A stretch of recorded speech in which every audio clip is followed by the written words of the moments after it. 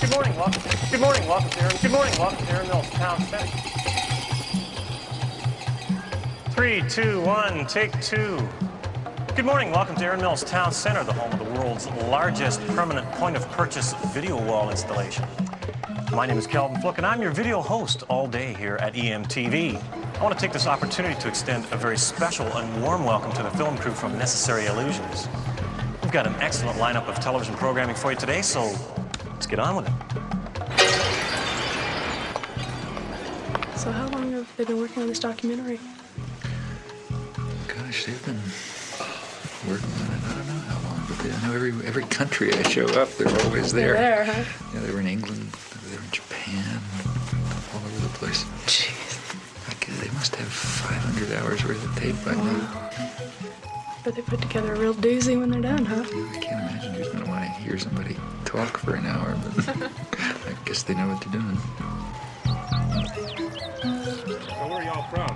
Florida! Florida? Yeah. Y'all talk like a chorus. We're making a film about Noam Chomsky. Does anybody know who Noam Chomsky is? No.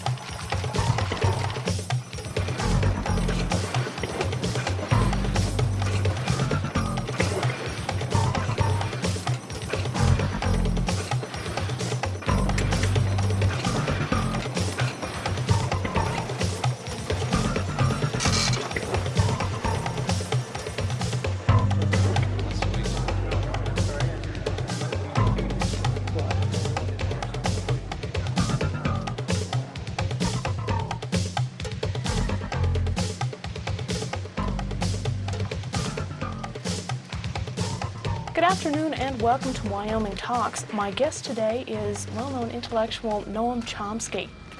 Thank you for being on our program today. Very glad to be here. Well, I know probably the main purpose for your trip to Wyoming is to discuss thought control in a democratic society. Now, I'd say I'm just Jane, USA, and I say, well, gee, this is a democratic society, and what do you mean thought control? I make up my own mind. I create my own destiny. What would you say to her? Mm-hmm. Well, I would suggest that Jane take a close look at the way the media operate, the way the public relations industry operates, the extensive thinking that's been going on for a long, long period about the necessity for finding ways to marginalize and control the public in democratic society. But particularly to look at the evidence that's been accumulated about the way the major media, the sort of agenda-setting media, I mean the national press and the television and so on, the way that they shape and control the kinds of opinions that appear, the kinds of information that comes through, the sources to which they go, and so on. And I think that Jane will find some very surprising things about the democratic system.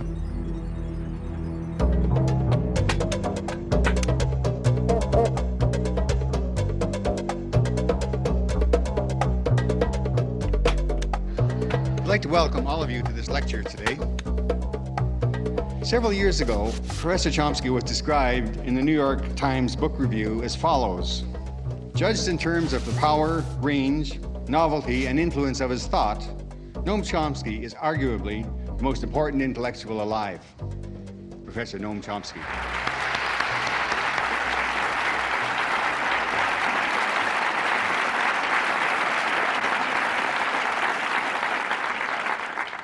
I gather there are some people out behind that blackness there, but if I don't look you in the eye, it's because I don't see you. All I see is the blackness.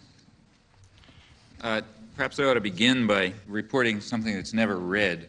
The line about the arguably the most important intellectual in the world and so on comes from a publisher's blurb, and you also always got to watch those things, because if you go back to the original, you'll find that that sentence is actually there. This is in the New York Times. But the next sentence is, since that's the case, how can he write such terrible things about American foreign policy? And they never quote that point. But in fact, if it wasn't for that second sentence, I would begin to think that I'm doing something wrong. And I'm not joking about that. It's true that the emperor doesn't have any clothes, but the emperor doesn't like to be told it. And the emperor's lapdogs, like the New York Times, are not going to enjoy the experience if you do. Good evening. I'm Bill Moyers. What's more dangerous, the big stick or the big lie? Governments have used both against their own people.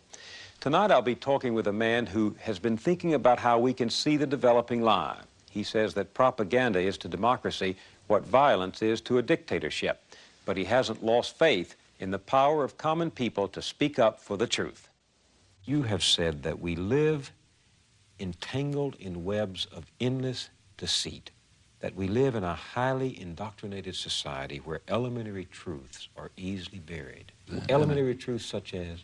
Such as the fact that we invaded South Vietnam, or the fact that we're standing in the way of significant, and have for years, of significant moves towards arms negotiation, or the fact that the military system is to a substantial extent, not totally, but to a substantial extent, a mechanism by which the general population is compelled to provide a subsidy to high technology industry.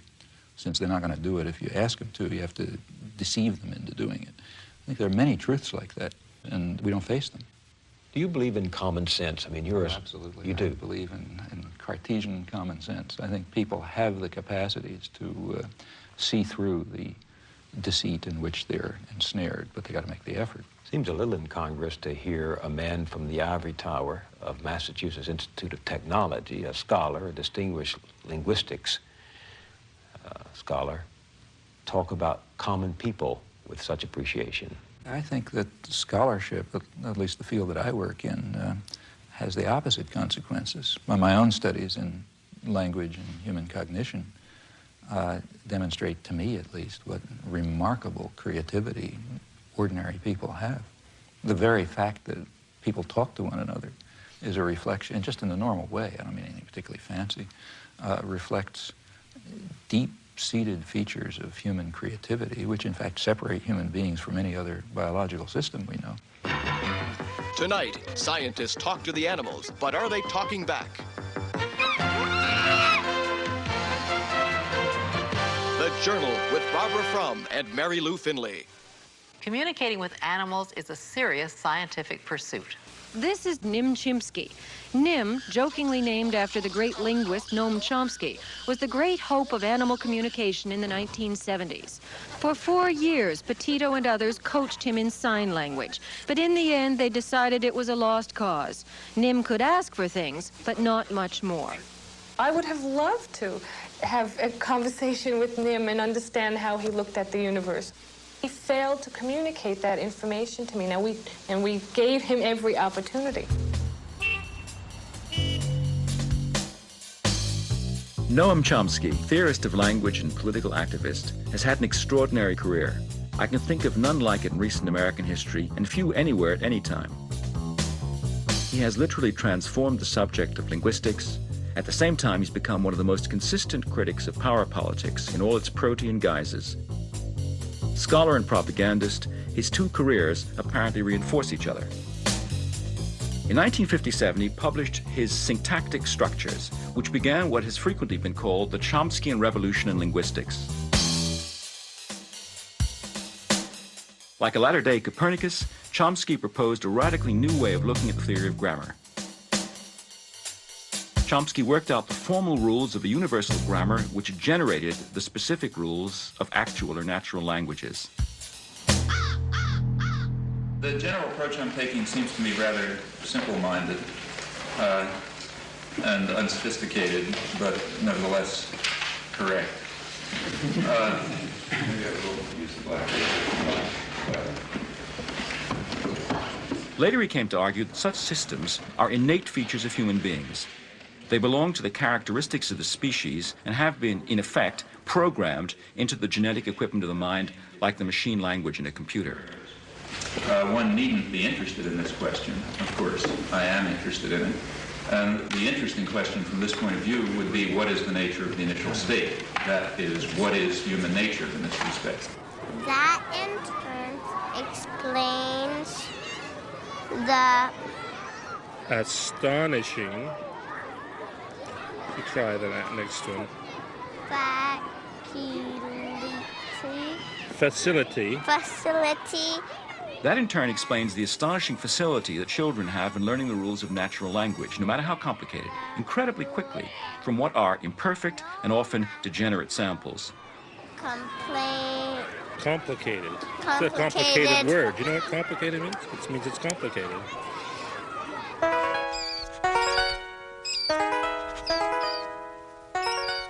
If in fact our minds were a blank slate and experience wrote on them, we would be very impoverished creatures indeed. So the obvious hypothesis is that our language is the result of the unfolding of a genetically determined program. Well, plainly there are different languages. In fact, the apparent variation of languages is quite superficial. It's certain, as certain as anything else, is that humans are not genetically programmed to learn one or another language. So you bring up a Japanese baby in Boston, it'll speak Boston English, and you bring up my child in Japan, it'll speak Japanese. And that means that from that it simply follows by logic that the basic structure of the languages must be essentially the same. Our task as scientists is to try to determine exactly what those fundamental principles are that cause the knowledge of language to unfold in the manner in which it does under particular circumstances. And incidentally, I think there is no doubt that the same must be true of other aspects of human intelligence and systems of understanding and interpretation and moral and aesthetic judgment and so on. The implications of these views have washed over the fields of psychology, education, sociology, philosophy, literary criticism, and logic.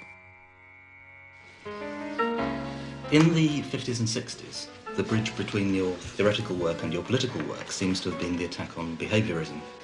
But now, behaviorism is no longer an issue, or so it seems. So how does this leave the link between your linguistics and your politics?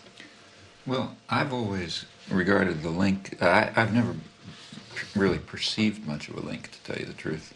Again, I would be very pleased to be able to discover intellectually convincing connections between my own anarchist convictions on the one hand and what I think I can demonstrate or at least begin to see about the nature of human intelligence on the other. But I simply can't find intellectually satisfying connections between those two domains. I can discover some tenuous points of contact. Il n'y a de créativité possible qu'à partir d'un système de règles. Le problème, alors, là, que je me pose, et où je ne suis pas peut-être tout à fait d'accord avec M. Chomsky, c'est lorsqu'il place ces régularités à l'intérieur, en quelque sorte, de l'esprit ou de la nature humaine. Je me demande si le système de régularité, de contraintes, qui rendent possible une science, on ne peut pas les trouver ailleurs, en dehors même de l'esprit humain, dans des formes sociales, dans des rapports de production, dans les luttes de classe, etc. If it is correct, as I believe it is, that a fundamental element of human nature is the need for creative work, for creative inquiry, for free creation without the arbitrary limiting effects of coercive institutions, then of course it will follow that a decent society should maximize the possibilities for this fundamental human characteristic to be realized. Now, a federated, decentralized system of free associations incorporating economic as well as social institutions would be what I refer to as anarcho-syndicalism, and it seems to me that it is the appropriate form of social organization for an advanced technological society in which human beings do not have to be forced into the position of tools, of cogs in a machine. Since the 1960s, Noam Chomsky has been the voice of a very characteristic brand of rationalist libertarian socialism. He's attacked the abuses of power wherever he saw them. He's made himself deeply unpopular by his criticism of American policy, the subservience of the intelligentsia, the degradation of Zionism, the distortions of media and self-delusions in prevailing ideologies.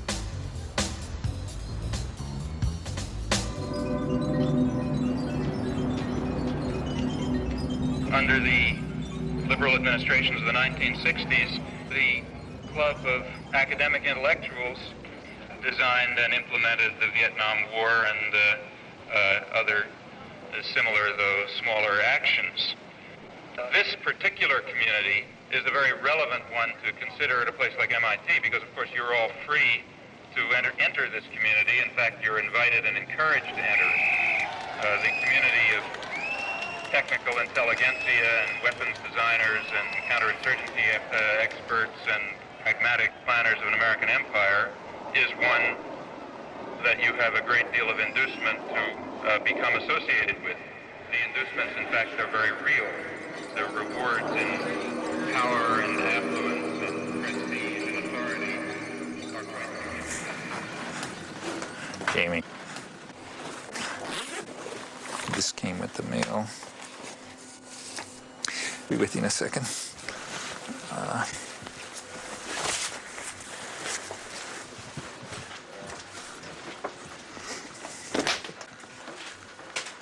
Okay, they still got their cameras. Okay? Huh?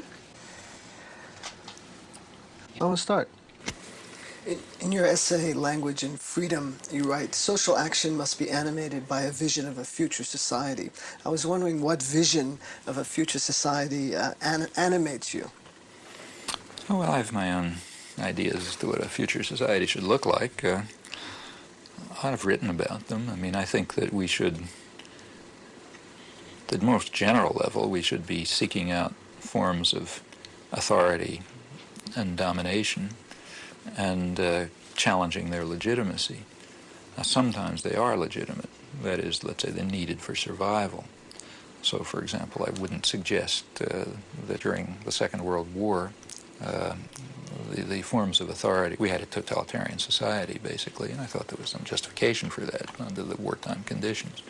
And there are other forms of, relations between parents and children, for example, involve forms of coercion, which are sometimes justifiable. But any form of coercion and control requires justification, and most of them are completely unjustifiable. Now, at various stages of human civilization, it's been possible to challenge some of them, but not others.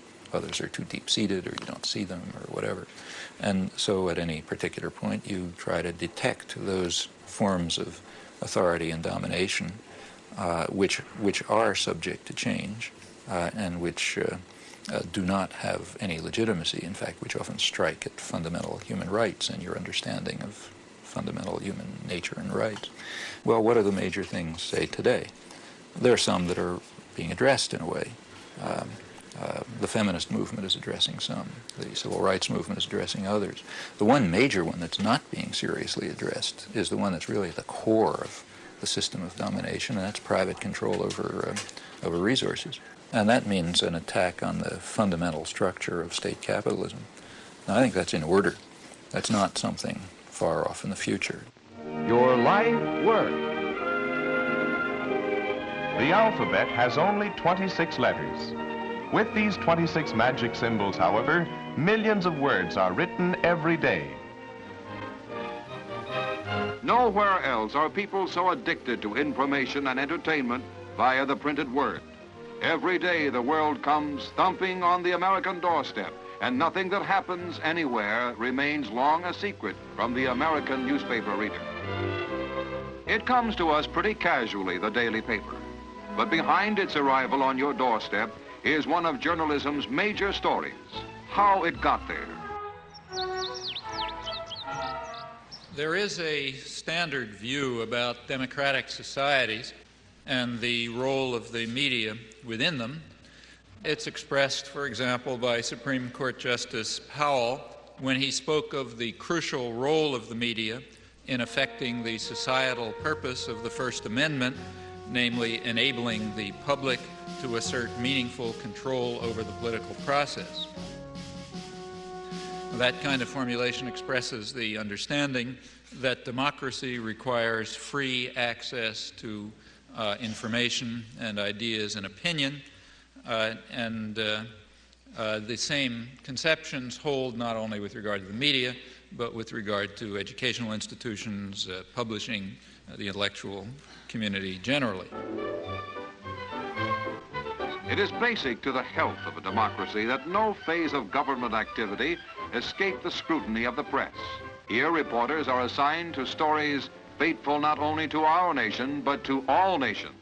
Congress, says the First Amendment, shall pass no law abridging the freedom of the press. And the chief executive himself throws open the doors of the White House to journalists representing papers of all shades of political opinion.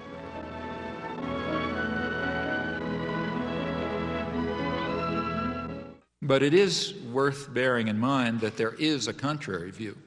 And in fact, the contrary view is very widely held and deeply rooted in our own civilization. It goes back to the origins of modern democracy, to the 17th century English Revolution, which was a complicated affair like most popular revolutions. There was a struggle between Parliament, representing largely elements of the gentry and the merchants, and the royalists, representing other elite groups, and they fought it out. But like many popular revolutions, there was also a lot of popular ferment going on that was opposed to all of them. There were popular movements that were questioning everything: the relation between master and servant, the right of authority altogether, all kinds of things were being questioned. There was a lot of radical publishing. The printing presses had just come into existence. And this disturbed all the elites on both sides of the Civil War. So as one historian pointed out at the time in 1660, he criticized the radical Democrats, the ones who were calling for what we would call democracy, because they are making the people so curious and so arrogant that they will never find humility enough to submit to a civil rule. Now, underlying these doctrines, which were very widely held, is a certain conception of democracy. It's a game for elites. It's not for the ignorant masses who have to be marginalized, diverted, and controlled, of course, for their own good. The same principles were upheld in the American colonies. The dictum of the founding fathers of American democracy that, I'm quoting, the people who own the country ought to govern it, quoting John Jay.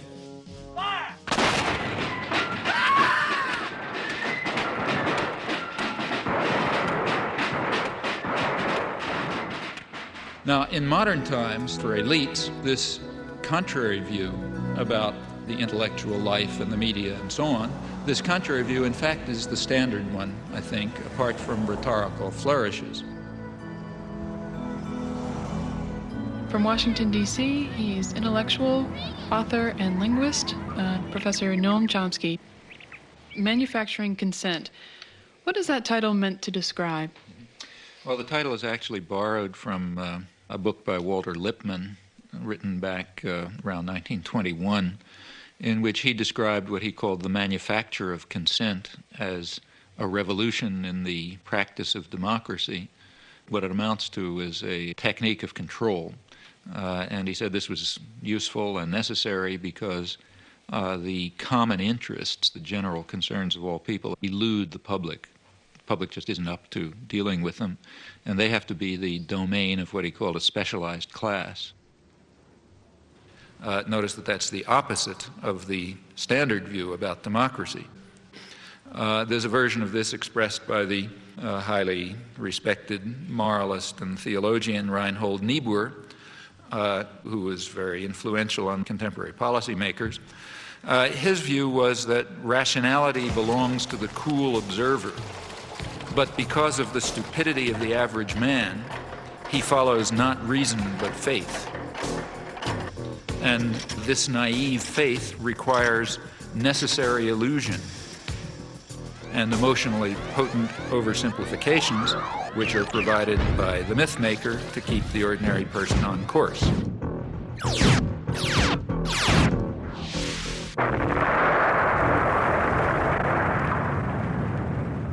It's not the case, as the naive might think, that indoctrination is inconsistent with democracy. Rather, as this whole line of thinkers observes, it's the essence of democracy. The point is that in a military state or a feudal state or what we would nowadays call a totalitarian state, it doesn't much matter what people think, because you've got a bludgeon over their head and you can control what they do. But when the state loses the bludgeon, when you can't control people by force, and when the voice of the people can be heard, you have this problem. It may make people so curious and so arrogant that they don't have the humility to submit to a civil rule, and therefore you have to control what people think. And the standard way to do this is the resort to what in more honest days used to be called propaganda. Manufacture of consent, creation of necessary illusions, various ways of either marginalizing the general public or reducing them to apathy in some fashion.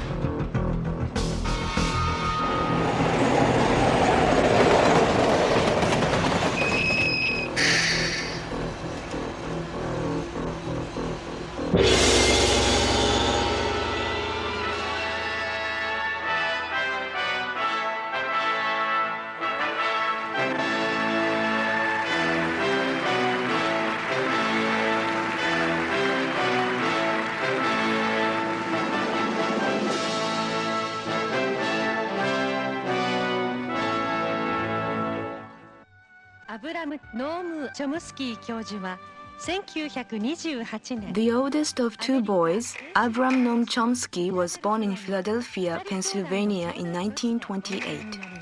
As a Jewish child, the anti-Semitism of the time affected him.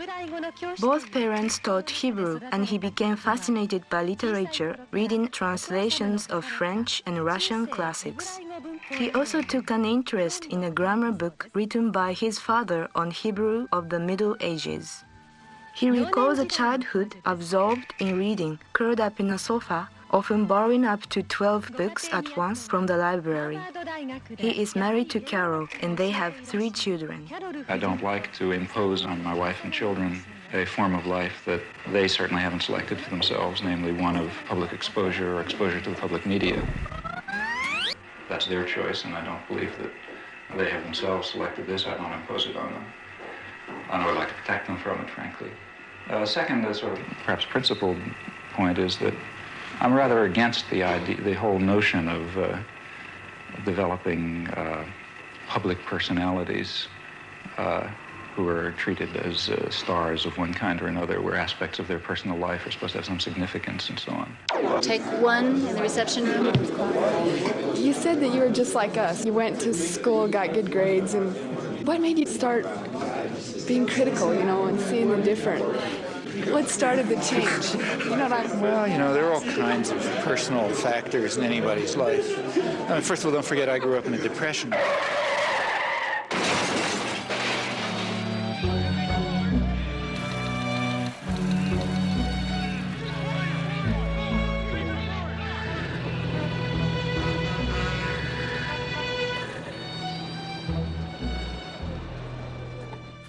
My parents actually happened to have jobs, which was kind of unusual. They were Hebrew school teachers, so sort of lower middle class. For them, everything revolved around being Jewish, Hebrew and Palestine in those days and so on. And I grew up in that milieu. So, I learned Hebrew and went to Hebrew school, became a Hebrew school teacher, went to Hebrew college, led youth groups, summer camps, Hebrew camps, the whole business. The branch of the Zionist movement that I was part of was all involved in socialist binationalism and Arab-Jewish cooperation and all sorts of nice stuff.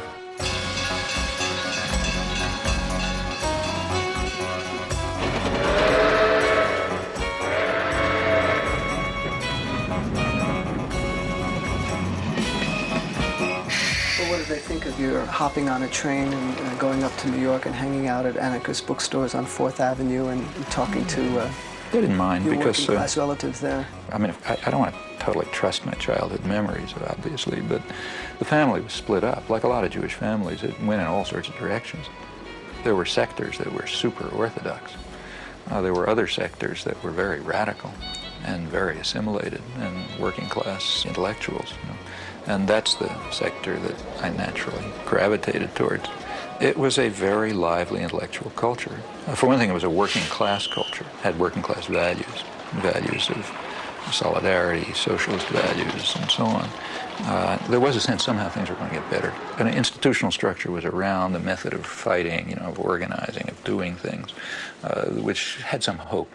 And I also had the advantage of having gone to a experimental progressive school, to a Dewey school, which was quite good, run by a university there. And, there was no such thing as competition. There was no such thing as being a good student. Literally, the concept of being a good student didn't even arise until I got to high school. I went to the academic high school and suddenly discovered I'm a good student, then I hated high school because I had to do all the things you have to do to get into college. But until then, it was kind of a free, pretty open system. And I don't know, there are lots of other things. Maybe I was just cantankerous. As a historian, I have read with interest and amazement your long review article of Gabriel Jackson's Spanish Civil War, and that's a very respectable piece of history, and I can appreciate how much work goes into that. When I did that work? When did you do that? I did that work in the early 1940s when I was about 12 years old.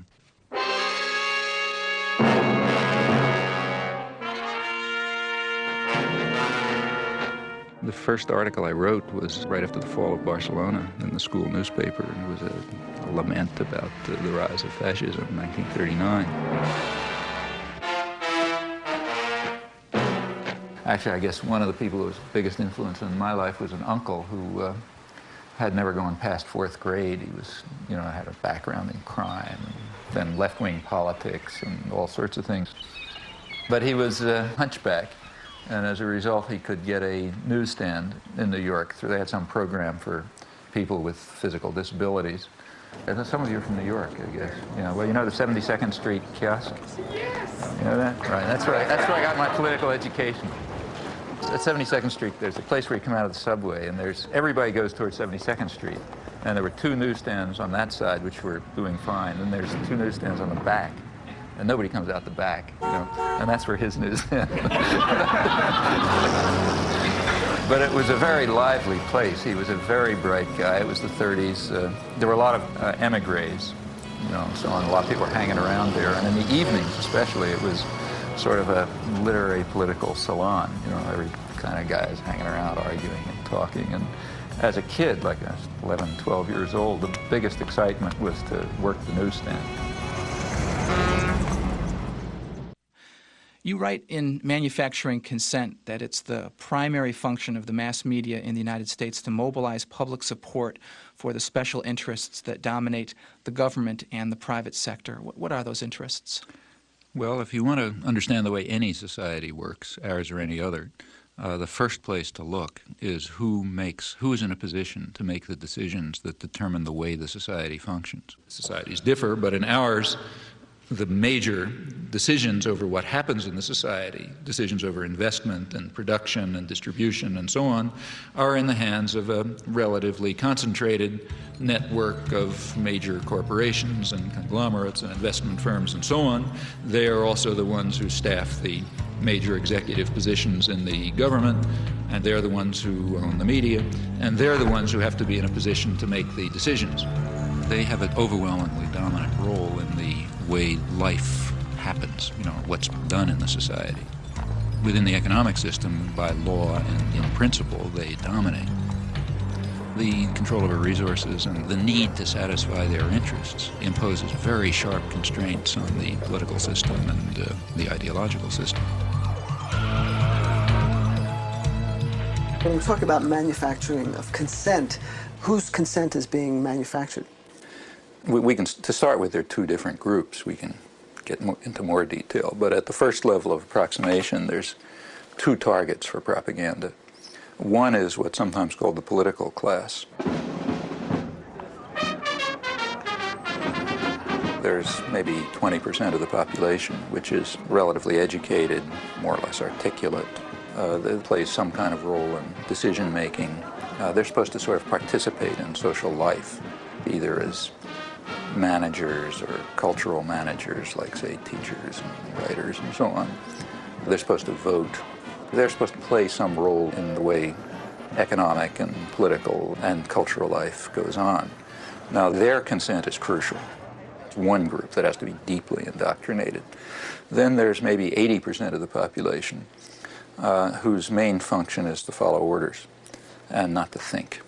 and not to pay attention to anything. And they're the ones who usually pay the costs. All right. Professor Chomsky, Noam, you outlined a model with filters that propaganda is sent through. That's way to the public. Can you briefly outline those? It's basically an institutional analysis of the major media, what we call a propaganda model. We're talking primarily about the national media, those media that sort of set a general agenda that others more or less adhere to the extent that they even pay much attention to national or international affairs. Now, the elite media are the sort of the agenda-setting media. That means the New York Times, the Washington Post, the major television channels, and so on. They set the general framework. Local media more or less adapt to their structure. World News. Against a soundbite that says that there's a beachhead. I think 628 is a good one. Yeah, but I think 6 is a good start. This is the operative soundbite for us. He's ours. He really knows all the times. He's got a minute for all the time, so that's. I love this soundbite. Okay, well, and they do this in all sorts of ways, by selection of topics, by distribution of concerns, by emphasis and framing of issues, by filtering of information, by bounding of debate within certain limits. 2.5 minutes to air. No. 45 seconds. They determine, they select, they shape, they control, they restrict in order to serve the interests of dominant elite groups in society. There is an unusual amount of attention focused today on the 5 nations of Central America. This is Democracy's Diary. Here for our instruction are triumphs and disasters, the pattern of life's changing fabric. Here is great journalism, a revelation of the past, a guide to the present, and a clue to the future.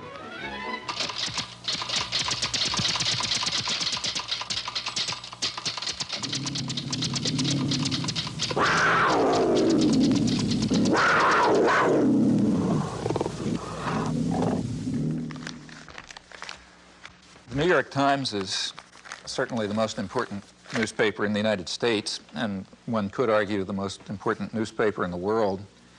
The New York Times plays an enormous role in shaping the perception of the current world on the part of the politically active, educated classes.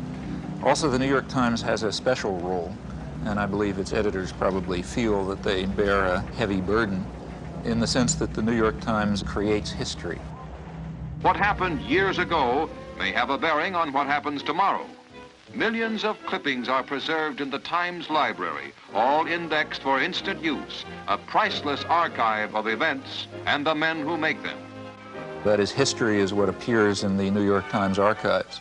The place where people will go to find out what happened is the New York Times.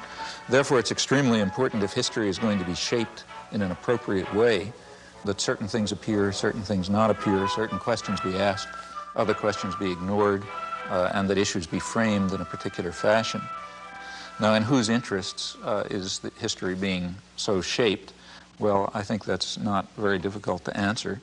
The process by which people make up their minds on this is a much more mysterious process than you would ever guess from reading Manufacturing Consent. There is a saying about legislation that legislation is like making sausage, that the less you know about how it's done, the better for your appetite. The same is true of this business. If you're in a conference in which decisions are being made on what to put on page 1 or whatnot, you would get, I think, the impression that important decisions were being made in a flip and frivolous way. But in fact, given the pressures of time to trying to get things out, you resort to a kind of a shorthand. And you have to fill that paper up every day. It's curious in a kind of a mirror image way that Professor Chomsky is in total accord with Reed Irvine, who at the right-wing end of the spectrum says exactly what Chomsky does about the insinuating influence of the press, of the big media, as, quote, agenda setters, to use one of the great buzzwords of the time. And, of course, Reed Irvine sees this as a left-wing conspiracy of foisting liberal ideas in both domestic and foreign affairs on the American people. But in both cases, I think that the premise really is an insult to the intelligence of the people who consume news. Now, to eliminate confusion, all of this has nothing to do with liberal or conservative bias. According to the propaganda model, both liberal and conservative wings of the media, whatever those terms are supposed to mean, fall within the same framework of assumptions. In fact, if the system functions well, it ought to have a liberal bias, or at least appear to, because if it appears to have a liberal bias, that will serve to bound thought even more effectively. In other words, if the press is indeed adversarial and liberal and all these bad things, then how can I go beyond it? They're already so extreme in their opposition to power that to go beyond it would be to take off from the planet. So therefore, it must be that the presuppositions that are accepted in the liberal media are sacrosanct, can't go beyond them. And a well-functioning system would in fact have a bias of that kind. The media would then serve to say, in effect, thus far and no further. We ask, what would you expect of those media on just relatively uncontroversial, guided free market assumptions? And when you look at them, you find a number of major factors entering into determining what their products are. These are what we call the filters. So one of them, for example, is ownership. Who owns them? The major agenda-setting media, after all, what are they? As institutions in the society, what are they? Well, in the first place, they are major corporations, in fact, huge corporations. Furthermore, they're integrated with and sometimes owned by even larger corporations, conglomerates, so for example, by Westinghouse and GE and so on.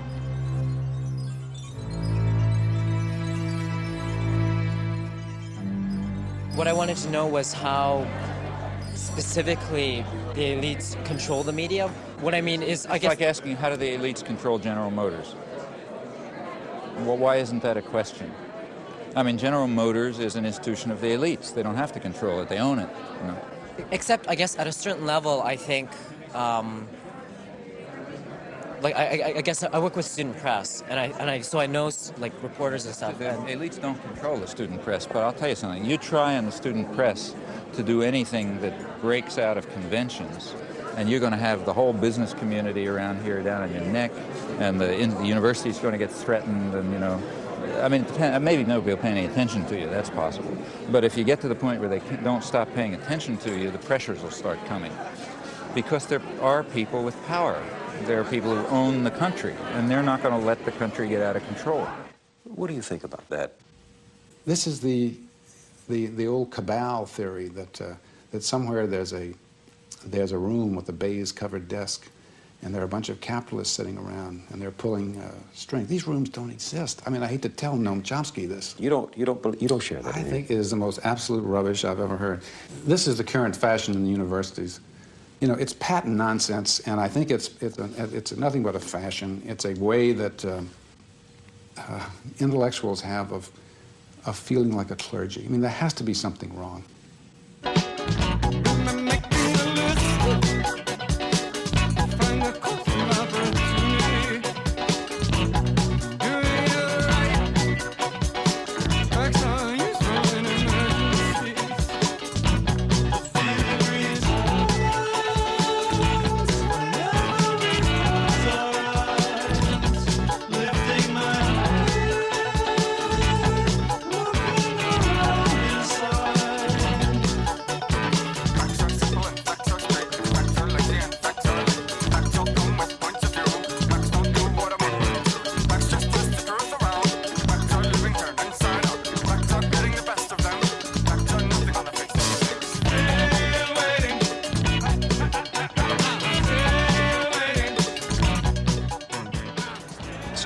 In the first place is major corporations which are parts of even bigger conglomerates. Now, like any other corporation, they have a product which they sell to a market. The market is advertisers, that is other businesses. What keeps the media functioning is not the audience. They make money from their advertisers. And remember, we're talking about the elite media, so they're trying to sell a good product, a product which raises advertising rates, and ask your friends in the advertising industry, that means that they want to adjust their audience to the more elite and affluent audience. That raises advertising rates. So what you have is institutions, corporations, big corporations, that are selling relatively privileged audiences to other businesses. Well, what point of view would you expect to come out of this? I mean, without any further assumptions, what you'd predict is that what comes out is a picture of the world, a perception of the world that satisfies the needs and the interests and the perceptions of the sellers, the buyers, and the product. Now, there are many other factors that press in the same direction. If people try to enter the system who don't have that point of view, they're likely to be excluded somewhere along the way. After all, no institution is going to happily design a mechanism to self-destruct. It's not the way institutions function. So they all work to exclude or marginalize or eliminate dissenting voices or alternative perspectives and so on because they're dysfunctional. They're dysfunctional to the institution itself. Do you think you've escaped the ideological indoctrination of the media and of society that you grew up in? Have I? Mm-hmm. Often not. I mean, when I look back and think of the things that I haven't done that I should have done, it's very, it's not a pleasant experience. So what's the story of young Noam in the schoolyard? Yeah, I mean, that was a personal thing for me. I don't know why it's of interest to anyone else, but I do remember. Well, you drew certain conclusions. Well, yeah, I mean, it had a big influence on me. I mean, I remember when I was about 6, I guess, first grade. There was the standard fat kid who everybody made fun of, and I remember in the schoolyard, he was on standing on right outside the school classroom, and a bunch of kids outside sort of taunting him, and so on. And one of the kids actually brought over his older brother, sort of like from 3rd grade instead of 1st grade, big kid. And he was going to, beat him up or something. And I remember going up to stand next to him, feeling somebody ought to help him. And I did for a while, and then I got scared, and I went away, and I was very much ashamed of it afterwards, and sort of felt, not going to do that again. That's a feeling that's stuck with me. You should stick with the underdog. And the shame remained. You should have stayed there. You were already established. You were a professor at MIT. You'd made a reputation. You had a terrific career ahead of you. You decided to become a political activist. Now, here is a classic case of somebody whom the institution does not seem to have filtered out. I mean, you were a good boy up until then, were you? Or you'd always been something you were a rebel? Yeah, pretty much. I had been pretty much outside. You felt isolated. You felt out of sympathy with the prevailing currents of American life, but a lot of people do that. Suddenly, in 1964, you decide, I have to do something about this. What made you do that? Well, that was a very conscious decision and a very uncomfortable decision because I knew what the consequences would be. I was in a very favorable position. I had the kind of work I liked. We had a lively, exciting department. The field was going well. Personal life was fine. I was living in a nice place, children growing up. Everything looked perfect, and I knew I was giving it up. And at that time, remember, it was not just giving talks. I began involved right away in resistance. And I expected to spend years in jail and came very close to it. In fact, my wife went back to graduate school in part because we assumed she's going to have to support the children. These were the expectations.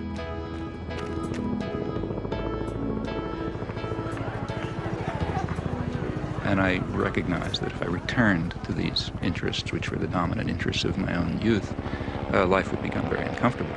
Because I know that in the United States, you don't get sent to a psychiatric prison, and they don't send a death squad after you, and so on. But there are definite penalties for breaking the rules. So these were real decisions. And it simply seemed at that point that it was just hopelessly immoral not to.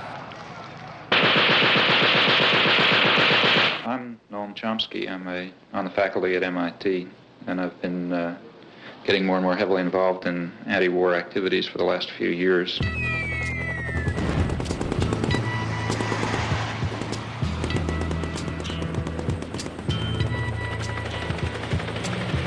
Something happening here. Beginning with writing articles and making speeches and speaking to congressmen and that sort of thing, and gradually getting involved more and more directly in resistance activities of various sorts. I've come to the feeling myself that the most effective form of political action that is open to a responsible and concerned citizen at the moment is action that really involves direct resistance, refusal to take part in what I think are war crimes, to raise the domestic cost of American aggression overseas through non-participation and support for those who are refusing to take part, in particular draft resistance throughout the country. So much resistance from behind. Time we stop. Hey, what's that sound? Everybody look what's growing. I think that we can see quite clearly some very, very serious defects and flaws in our society, our level of culture, our institutions, which are going to have to be corrected by operating outside of the framework that is commonly accepted. I think we're going to have to find new ways of political action. In the street, singing songs and carrying signs, mostly said they fall outside. It's time we stop. Hey, what's that sound? Everybody look what's going down.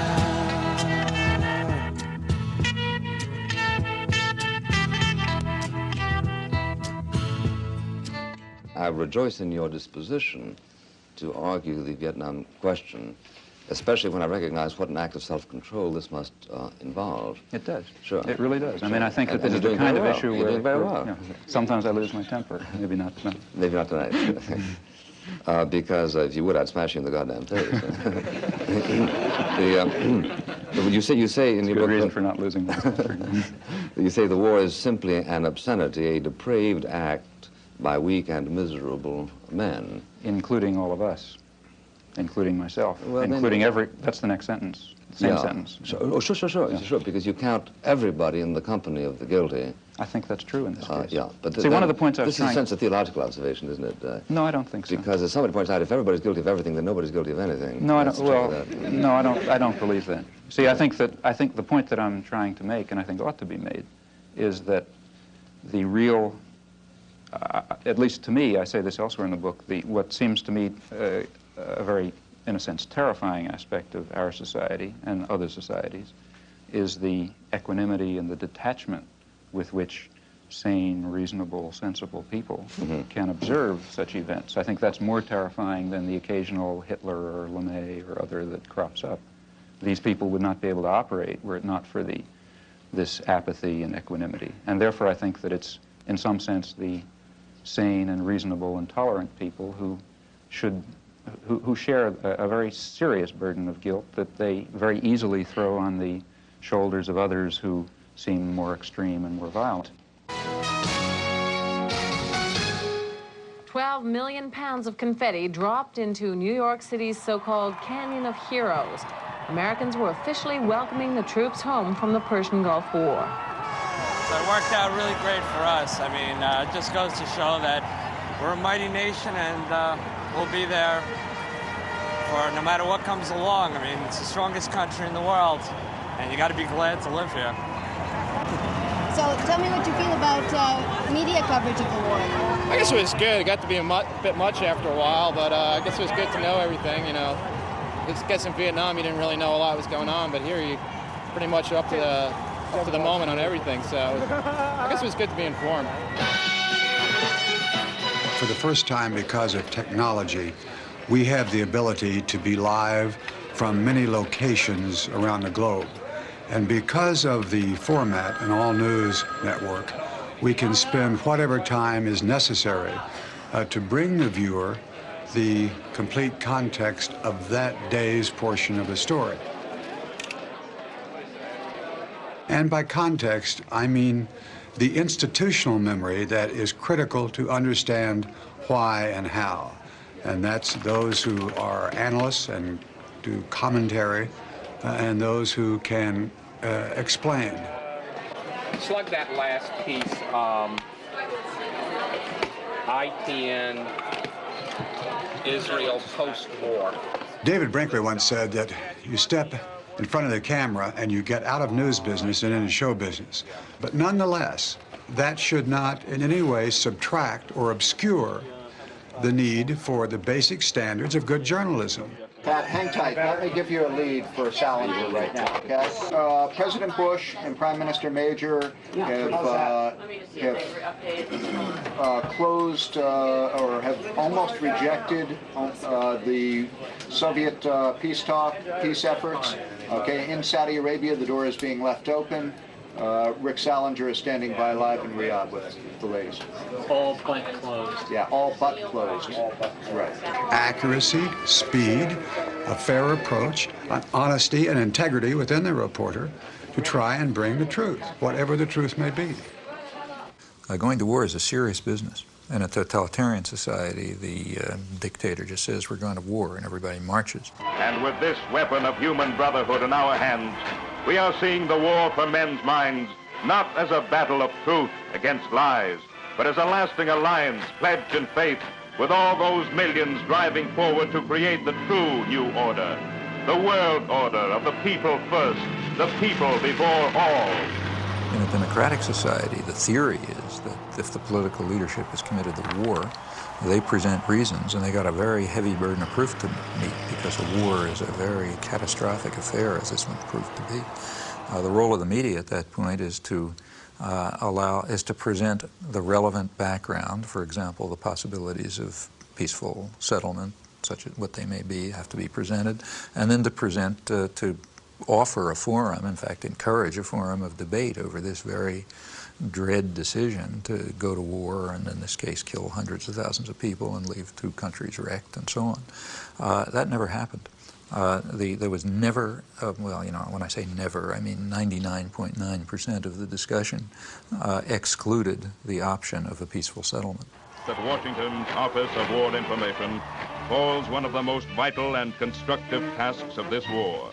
This is a people's war, and to win it, the people ought to know as much about it as they can. This office will do its best to tell the truth and nothing but the truth, both at home and abroad. First weapon in this worldwide strategy of truth is the great machine of information represented by the free press, with its powers of molding public thought and leading public action, with all its lifelines for the exchange of new ideas between fighting nations spread across the earth. Every time George Bush would appear and say there will be no negotiations, there would be 100 editorials the next day lauding him for going the last mile for diplomacy. If he said you can't reward an aggressor, instead of cracking up in ridicule the way people did in civilized sectors of the world, like the whole third world, the media said, oh man, a fantastic principle, you know. The invader of Panama, the only head of state, stands condemned for aggression in the world. The guy who was head of the CIA during the Timor aggression, you know, he says aggressors can't be rewarded. The media just applauded. The motion picture industry, with its worldwide organization of newsreel camera crews, invaluable for bringing into vivid focus the background drama and perspectives of the war. Mobilized, too, in this all-out struggle for men's minds are the radio networks, with all their experience in the swift reporting of great occasion and event. From every strategic center and frontline stronghold, their reporters are sending back the lessons of new tactics, new ways of war. The result was it's a media war. I mean, there's tremendous fakery all along the line. The UN is finally living up to its mission, you know, wondrous sea change, the New York Times told us. The only wondrous sea change was that for once the United States didn't veto a Security Council resolution against aggression. People don't want a war unless you have to have one, and they would have known that you don't have to have one. Well, the media kept people from knowing that, and that means we went to war very much in the manner of a totalitarian state, thanks to the media subservience. That's the big story.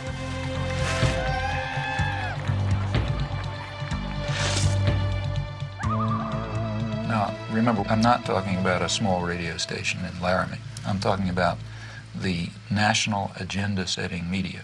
If you're on a radio news show in Laramie, chances are very strong that you pick up what was in the Times that morning and you decide that's the news. In fact, if you follow the AP wires, you find that in the afternoon, they send across tomorrow's front page of the New York Times. That's so that everybody knows what the news is. And the perceptions and the perspectives and so on are sort of transmitted down, and not to the precise detail, but the general picture is pretty much transmitted elsewhere. The foreign news comes here to the foreign news desk. The editor is Bob Hanley. Bob, I suppose you get far more foreign news than you can possibly use in the paper. Yes, we do. We get a great deal more than we can accommodate in a day. And your job is to weed it out, I suppose. This is the selection center, as it were. And when I have selected it, I pass it across the desk to one or the other of these sub-editors. It comes back to me, and on this chart, I design the page. That is page 1 and page 2. Fine, Bob. Thank you very much.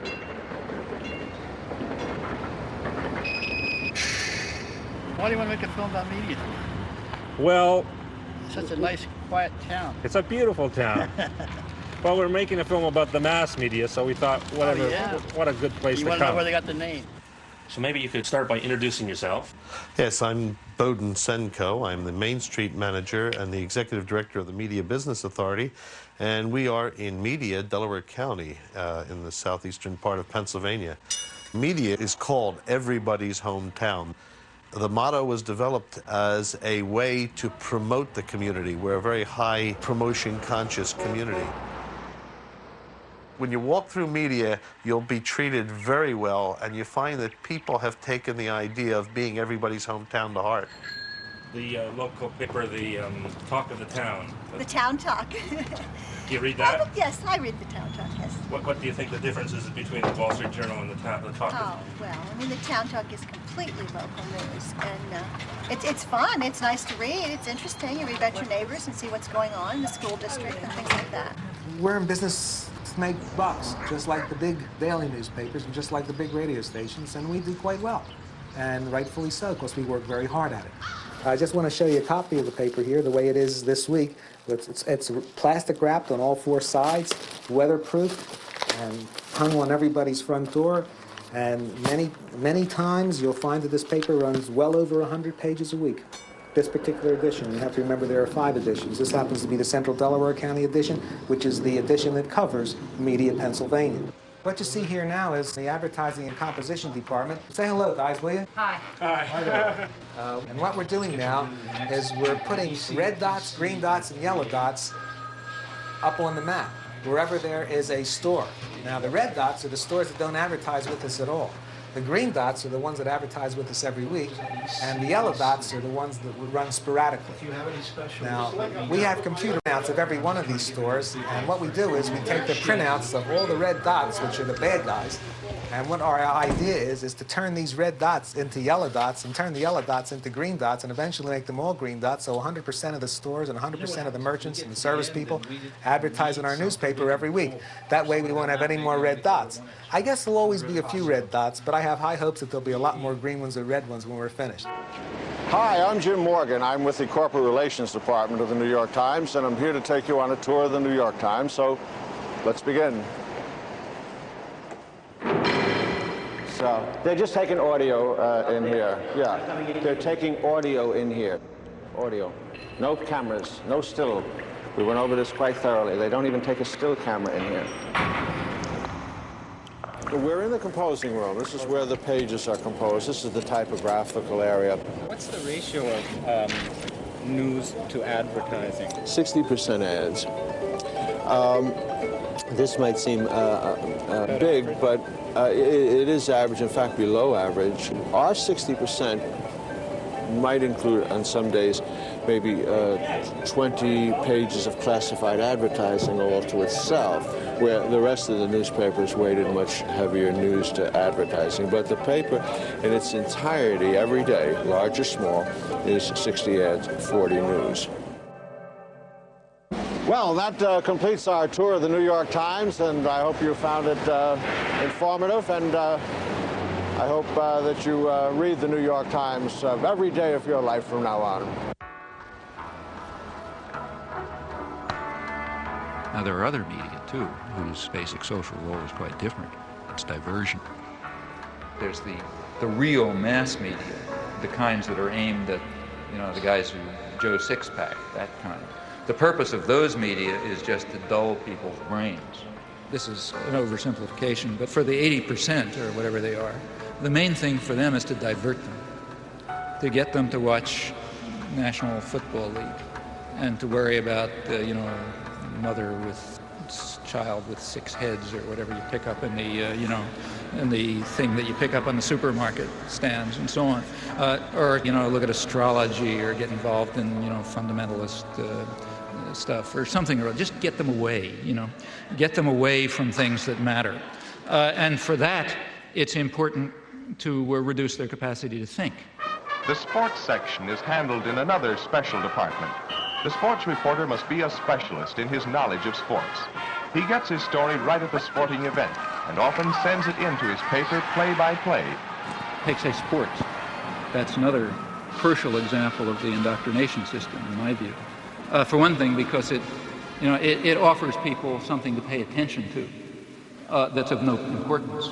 That keeps them from worrying about, keeps them from worrying about things that matter to their lives that they might have some idea about doing something about. And in fact, it's striking to see the intelligence that's used by ordinary people in sports. I mean, you listen to radio stations where people call in. They have the most exotic information and understanding about, all kind of arcane issues. And the press undoubtedly does a lot with this. I remember in high school already, I was pretty old, I suddenly asked myself at one point, why do I care if my high school team wins the football game? I mean, I don't know anybody on the team, they have nothing to do with me. I mean, why am I cheering for my team? It doesn't make any sense, But the point is, it does make sense. It's a way of building up irrational attitudes of submission to authority and, group cohesion behind, leadership elements. In fact, it's training in irrational jingoism. That's also a feature of competitive sports. I think if you look closely at these things, I think typically they do have function. And that's why energy is devoted to supporting them and creating a basis for them, and advertisers are willing to pay for them and so on. I'd like to ask you a question essentially about the methodology in studying the propaganda model and how would one go about doing that? Well, there are a number of ways to proceed. One obvious way is to try to find more or less paired examples. History doesn't offer true controlled experiments, but it often comes pretty close. So one can find atrocities or abuses of one sort that on the one hand are committed by official enemies and on the other hand are committed by friends and allies or by the favored state itself, by the United States in the U.S. case. And the question is whether the media accept the government framework or whether they use the same agenda, the same set of questions, the same criteria for dealing with the two cases as any honest outside observer would do. If you think America's involvement in the war in Southeast Asia is over, think again. The Khmer Rouge are the most genocidal people on the face of the earth. Peter Jennings reporting from the killing fields, Thursday. I mean, the great act of genocide in the modern period is Pol Pot, 1975 through 1978. That atrocity, I think it would be hard to find any example of a comparable outrage and outpouring of fury and so on and so forth. So that's one atrocity. Well, it just happens that in that case, history did set up a controlled experiment. Have you ever heard of a place called East Timor? Can't say that I have. Where? East Timor? Nope. No, huh? Well, it happens that right at that time there's another atrocity, very similar in character, but differing in one respect. We were responsible for it, not Pol Pot. Hello, I'm Louise Penny, and this is Radio Noon. If you've been listening to the program fairly regularly over the last few months, you'll know East Timor has come into the conversation more than once, particularly when we were talking about foreign aid and also the war and a new world order. People wondered why, if the UN was serious about a new world order, no one was doing anything to help East Timor. The area was invaded by Indonesia in 1975. There are reports of atrocities against the Timorese people. And yet Canada and other nations have consistently voted against UN resolutions to end the occupation. Today, we're going to take a closer look at East Timor, what's happened to it, and why the international community is doing nothing to help. One of the people who have been most active is Elaine Bruyere, a photojournalist from British Columbia. She's the founder of the East Timor Alert Network, and she joins me in studio now. Hello. Hi. One tragedy compounding a tragedy is that a lot of people don't know much about East Timor. Where is it? East Timor is just north of Australia, about 420 kilometers, and it's right between the Indian and Pacific Oceans. Just south of East Timor is a deep-water sea lane, perfect for U.S. submarines to pass through. There's also huge oil reserves there. One of the unique things about East Timor is that it's truly one of the last surviving ancient civilizations in that part of the world. The Timorese spoke 30 different languages and dialects amongst a group of 700,000 people. Today, less than 5% of the world's people live like the East Timorese, basically self-reliant. They live really outside of the global economic system. Small societies like the East Timorese are much more democratic and much more egalitarian, and there's much more sharing of power and wealth. Before the Indonesians invaded, most people lived in small rural villages.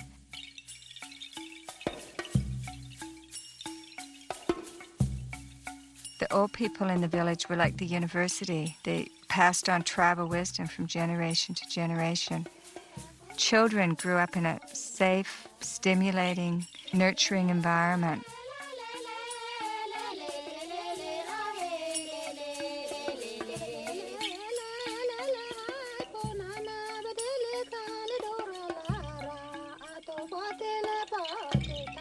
A year after I left East Timor, I was appalled when I heard that Indonesia had invaded.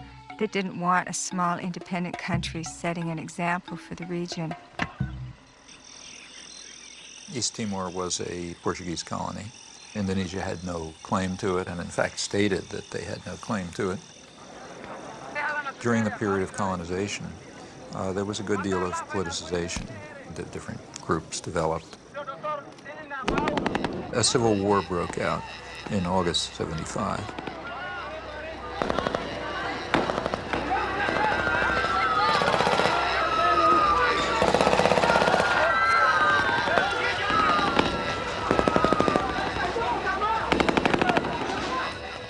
It ended up in a victory for Fredlin, which was one of the groupings, described as populist Catholic in character with some typical leftish rhetoric. Indonesia at once started intervening. What's the situation? When did those ships come in? They start arriving since Monday. 6, 7 boats together, very close to our border. They're not there just for fun, you know. They're preparing a massive operation. Something happened here last night that moved us very deeply. It was so far outside our experience as Australians that we'll find it very difficult to convey to you, but we'll try. Sitting on woven mats under a thatched roof in a hut with no walls, we were the target of a barrage of questioning from men who know they may die tomorrow and cannot understand why the rest of the world does not care. That's all they want, for the United Nations to care about what is happening here. The emotion here last night was so strong that we, all three of us, felt we should be able to reach out into the warm night air and touch it. Greg Shackleton at an unnamed village, which we'll remember forever in Portuguese Timor.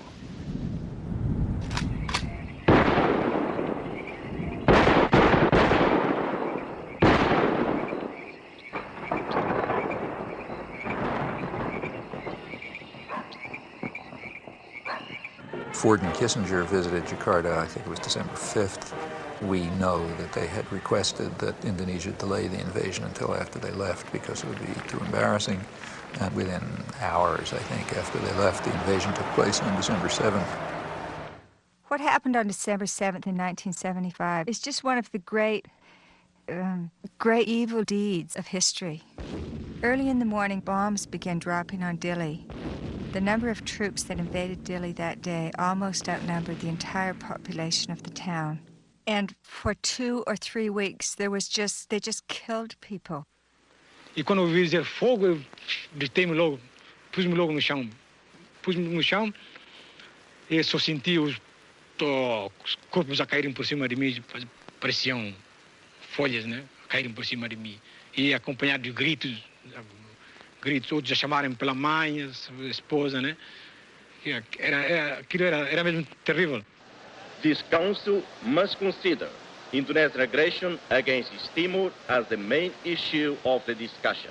When the Indonesians invaded, the UN reacted as it always does, calling for sanctions and condemnation and so on. Various watered-down resolutions were passed, but the U.S. was very clearly not going to allow anything to work.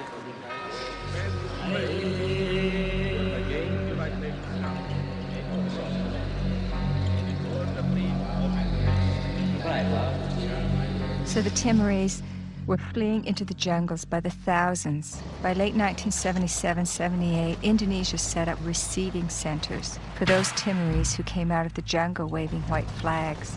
Those the Indonesians thought were more educated or who were suspected of belonging to Frelimo or other opposition parties were immediately killed.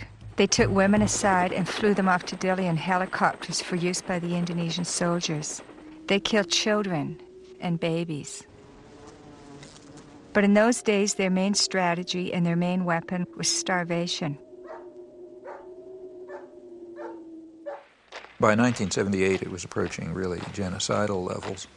The church and other sources estimated about 200,000 people killed. The U.S. backed it all the way. The U.S. provided 90% of the arms. Right after the invasion, arms shipments were stepped up.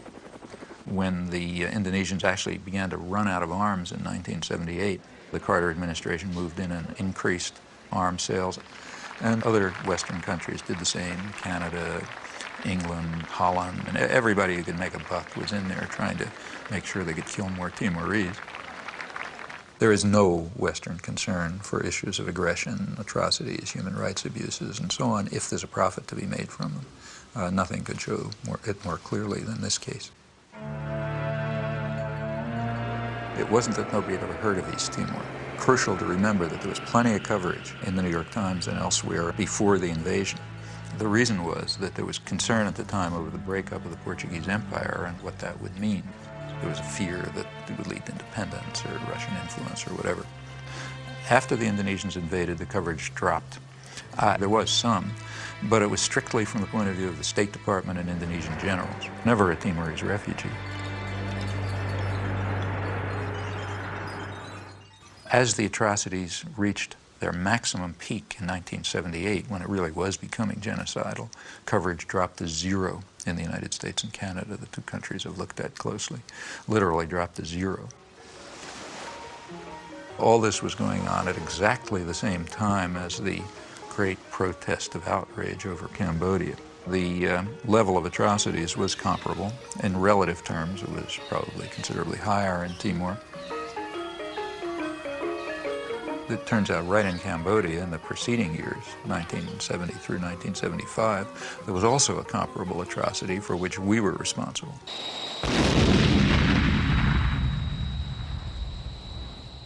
The major U.S. attack against Cambodia started with the bombings of the early 1970s. They reached a peak in 1973, and they continued up till 1975. They were directed against inner Cambodia. Very little is known about them because the media wanted it to be secret. They knew it was going on, they just didn't want to know what was happening. The CIA estimates about 600,000 killed during that 5-year period, which is mostly either U.S. bombing or a U.S.-sponsored war. So that's pretty significant killing. But also the conditions in which it left Cambodia were such that high U.S. officials predicted that about 1 million people would die in the aftermath just from hunger and disease because of the wreckage of the country. Pretty good evidence from U.S. government sources and scholarly sources that the intense bombardment was a significant force, maybe a critical force in building up peasant support for the Khmer Rouge, who before that were a pretty marginal element. Well, that's just the wrong story. After 1975, atrocities continued, and that became the right story, because now they're being carried out by the bad guys. Well, it was bad enough. In fact, current estimates are that, well, you know, they vary. I mean, the CIA claimed 50 to 100,000 people killed, and maybe another 1 million or so who died one way or another. Michael Vickery is the one person who's given a really close, detailed analysis. His figure is maybe 750,000 deaths above the normal. Others, like Ben Kiernan, suggest higher figures, but so far without a detailed analysis. Anyway, it was terrible, no doubt about it.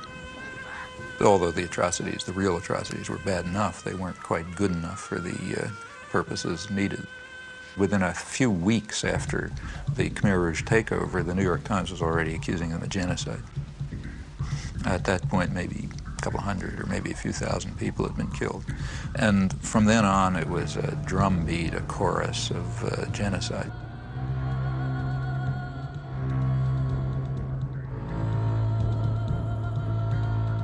The big bestseller on Cambodia, Pol Pot, is called Murder in a Gentle Land. Up until April 17th, 1975, was a gentle land of peaceful, smiling people, and after that, some horrible Holocaust took place. Very quickly, a figure of 2 million killed was hit upon. In fact, what was claimed was that the Khmer Rouge boast of having murdered 2 million people. The facts are very dramatic. In the case of atrocities committed by the official enemy, extraordinary show of outrage. Exaggeration, no evidence required, faked photographs are fine, anything goes. Also, vast amount of lying. I mean, an amount of lying that would have made Stalin cringe. It was fraudulent, and we know that it was fraudulent by looking at the response to comparable atrocities for which the United States was responsible. Early 70s Cambodia, Timor, two very closely paired examples. Well, the media response was quite dramatic.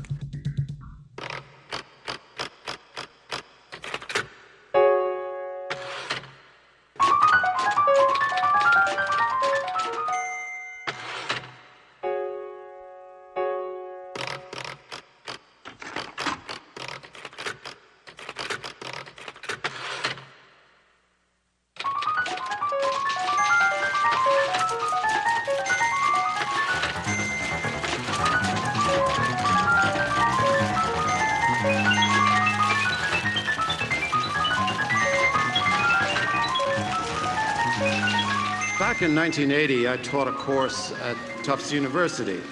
Well, Chomsky came around to this class. He made a very powerful case that the press underplayed the fact that the Indonesian government annexed this former Portuguese colony in 1975. And that if you compare it, for example, with Cambodia, where there was acreage of things, that this was a communist atrocity, whereas the other was not a communist atrocity. Well, I got quite interested in this, and I went to talk to the then deputy foreign editor of the Times. And I said, you know, we've had very poor coverage on this. And he said, you're absolutely right. There are a dozen atrocities around the world that we don't cover. This is one for various reasons. So I took it up. I was working as a reporter and writer for a small alternative radio program in upstate New York, and we received audio tapes of interviews with Timorese leaders. And we were quite surprised that, given the level of American involvement, that there was not more coverage, indeed practically any coverage, of the large-scale Indonesian killing in the mainstream American media. We formed a small group of people to try to monitor this situation and see what we could do over time to alert public opinion to what was actually happening in East Timor. There were literally about half a dozen people who simply dedicated themselves with great commitment to getting the story to break through. And they reached a couple of people in Congress. They got to me, for example. I was able to testify at the UN and write some things. They kept at it. Whatever is known about the subject essentially comes from their work. There's not much else. I wrote first an editorial called An Unjust War in East Timor. It had a map, and it said exactly what had happened. We then ran a dozen other editorials on it. They were read, they were entered in the congressional record, and several congressmen then took up the cause, and then something was done in Congress as a result of this. The fact that the editorial page of the New York Times on Christmas Eve published that editorial put our work on a very different level. And it gave a great deal of legitimacy to something that we were trying to advance for a long time, and that was the idea and the reality that a major tragedy was unfolding in East Timor. if one takes literally the various theories that Professor Chomsky puts out, one would feel that there is a tacit conspiracy between the establishment press and the government in Washington to focus on certain things and ignore certain things, so that if we broke the rules, that we would instantly get a reaction, a sharp reaction from the overlords in Washington, who would say, hey, what are you doing speaking up on East Timor? We're trying to keep that quiet. We didn't hear a thing. What we did hear, and this was quite interesting, is that there was a guy named Arnold Cohn, and he became a one-person lobby.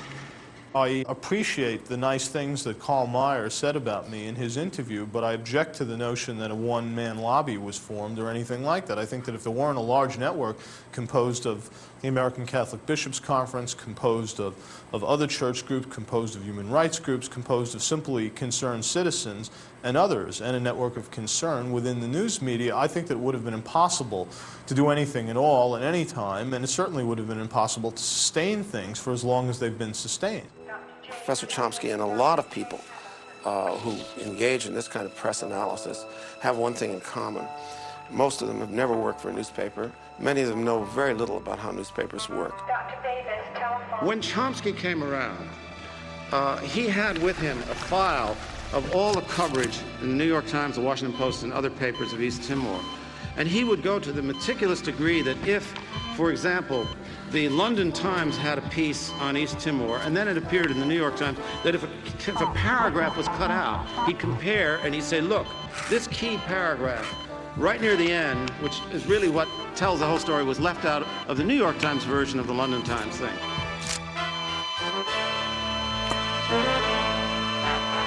There was a story in the London Times which was pretty accurate. The New York Times revised it radically.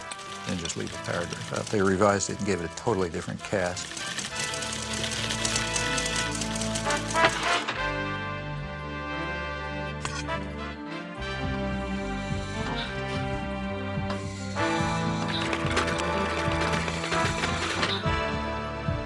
It was then picked up by Newsweek, giving it the New York Times cast. It ended up being a whitewash, whereas the original was an atrocity story. So I said to Chomsky at the time, I said, well, it may be that you're misinterpreting ignorance, haste, deadline pressure, etc., for some kind of determined effort to suppress an element of the story. He said, well, if it happened once or twice or three times, I might agree with you, but if it happens a dozen times, Mr. Meyer, I think there's something else at work. And it's not a matter of happening 1 time, 2 times, 5 times, 100 times. It happened all the time. I said, Professor Chomsky, having been in this business, it happens a dozen times. These are very imperfect institutions. When they did give coverage, it was from the point of view of, it was a whitewash of the United States. Now, you know, that's not an error. That's systematic, consistent behavior, in this case, without even any exception. This is a much more subtle process than you get in the kind of the sledgehammer rhetoric of the people that make a to B equation between what the government does, what people think, and what newspapers say. That sometimes what the Times does can make an enormous difference. At other times, it has no influence whatsoever.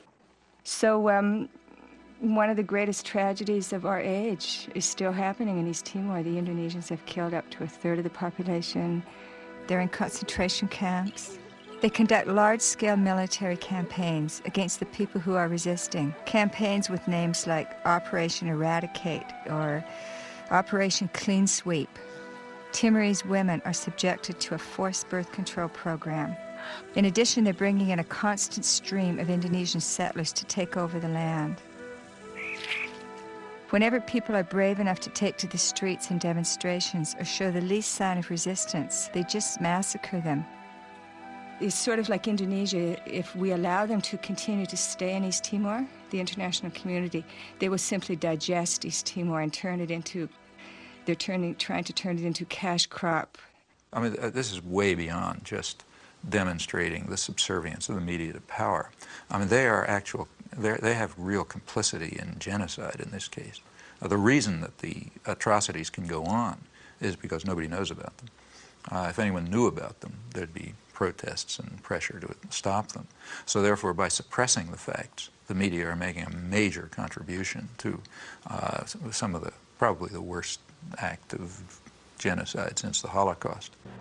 You say that what the media do is to ignore certain kinds of atrocities that are committed by us and our friends, and to play up enormously atrocities that are committed by them and our enemies.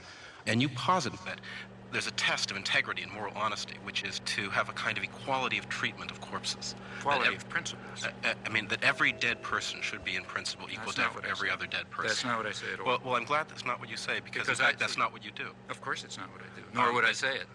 In fact, I say the opposite. What I say is that we should be responsible for our own actions primarily. Because your method is not only to ignore the corpses created by them, but also to ignore corpses that are created by neither side, but which are irrelevant to your ideological That's agenda. totally untrue. Well, let me give you an example. Okay. One of your own causes that you take very seriously is the cause of the Palestinians, and a Palestinian corpse weighs very heavily on your conscience, and yet a Kurdish corpse does not. That's not true at all. I've been involved in Kurdish support groups for years. That's absolutely true. That's absolutely false. I mean, just ask the Kurdish, ask the people who are involved in, I mean, you know, they come to me, I sign their petitions and so on and so forth. In fact, if you look at the things we've written, I mean, let's take a look. I mean, I'm not Amnesty International. I can't do everything. I'm a single person. But if you read, say, take a look, say, at the book that Edward Herman and I wrote on this topic. In it, we discuss 3 kinds of atrocities. What we called benign bloodbaths, which nobody cares about, constructive bloodbaths, which are the ones we like, and nefarious bloodbaths, which are the ones that the bad guys do. The principle that I think we ought to follow is not the one that you stated. You know, it's a very simple ethical point. You're responsible for the predictable consequences of your actions. You're not responsible for the predictable consequences of somebody else's actions. The most important thing for me and for you is to think about the consequences of your actions. What can you affect? These are the things to keep in mind. These are not just academic exercises. We're not analyzing the media on Mars or in the 18th century or something like that. We're dealing with real human beings who are suffering and dying and being tortured and starving because of policies that we are involved in. We, as citizens of democratic societies, are directly involved in and are responsible for. And what the media are doing is ensuring that we do not act on our responsibilities and that the interests of power are served, not the needs of the suffering people, and not even the needs of the American people, who would be horrified if they realized the blood that's dripping from their hands because of the way they're allowing themselves to be deluded and manipulated by the system.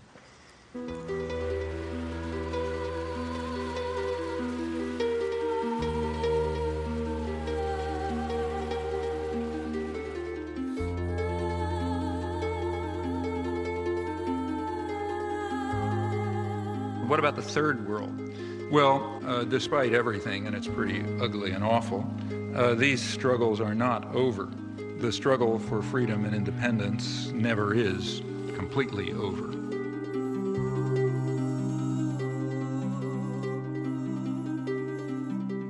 Their courage, in fact, is really remarkable and amazing. I've personally had the privilege, and it is a privilege, of witnessing it a few times in villages in Southeast Asia and Central America, and recently in the occupied West Bank, and it is astonishing to see. And it's always amazing, at least to me it's amazing, I can't understand it. It's also very moving and very inspiring. In fact, it's kind of awe-inspiring. Now, they rely very crucially on a very slim margin for survival that's provided by dissidence and turbulence within the imperial societies. And how large that margin is for us to determine.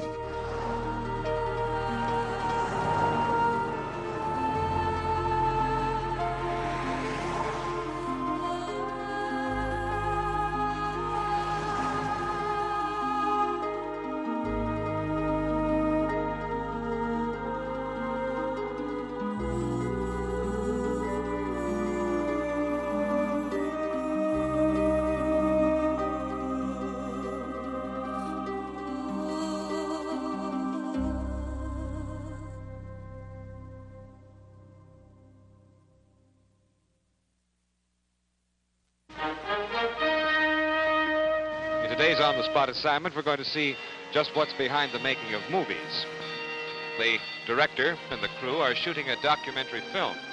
Let's take a closer look. Bob, this word documentary, what would you say is the difference between a documentary film and a feature movie? Well, there are a good many differences. One would be length. Generally speaking, documentaries are a good deal shorter than feature films. Also, documentaries have something to say in the way of a message. They are informational films.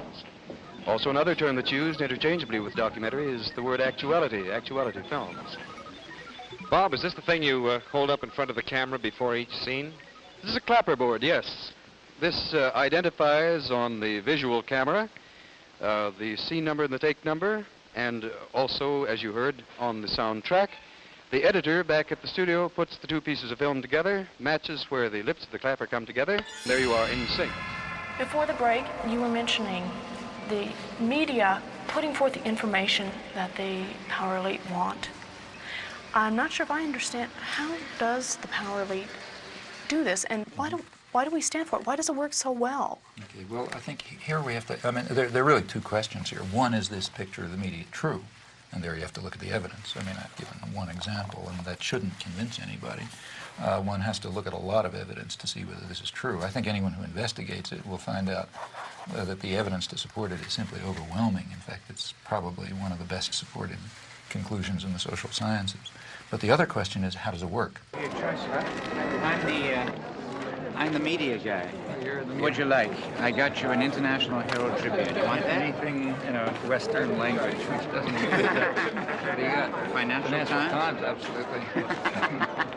That's the only paper that tells the truth. Did you get the one where they've been debating back and forth? NRC Handelsblatt. Handelsblatt. Okay, that's the...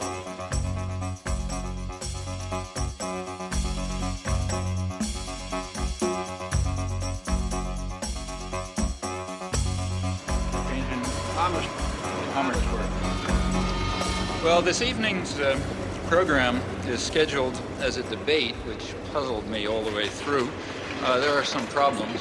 One problem is that no proposition has been set forth. As I understand debate, people are supposed to advocate something and oppose something. Rather more sensibly, a topic has been proposed for discussion. The topic is manufacture of consent. It's somewhat unusual for a member of the government to debate with a professor in public. It hasn't happened in Holland before. I don't think it's often happens elsewhere.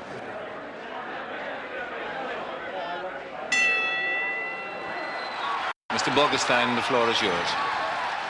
Now, we all know that a theory can never be established merely by examples. It can only be established by showing some internal inherent logic. Professor Chomsky has not done so. Professor Chomsky? He's quite right when he says you can't just pick examples. You have to do them in a rational way. That's why we compared examples. The truth is that things are not as simple as Professor Chomsky maintains. Another of Professor Chomsky's case studies concerns the treatment that Cambodia has received in the Western press. Here he goes badly off the rails. We didn't discuss Cambodia. We compared Cambodia with East Timor, two very closely paired examples. And we gave approximately 300 pages of detail covering this in Political Economy of Human Rights, including a reference to every article we could discover about Cambodia.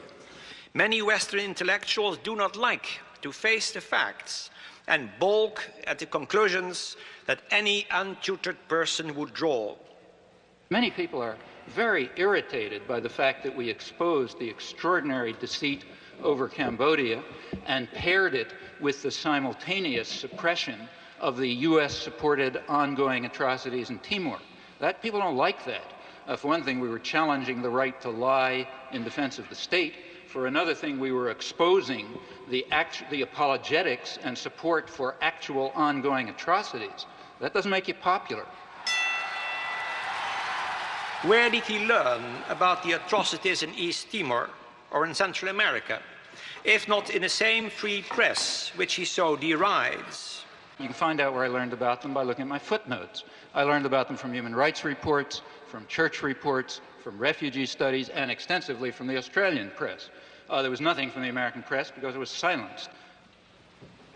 Chairman, this is an attempt at intellectual intimidation. These are the ways of the bully.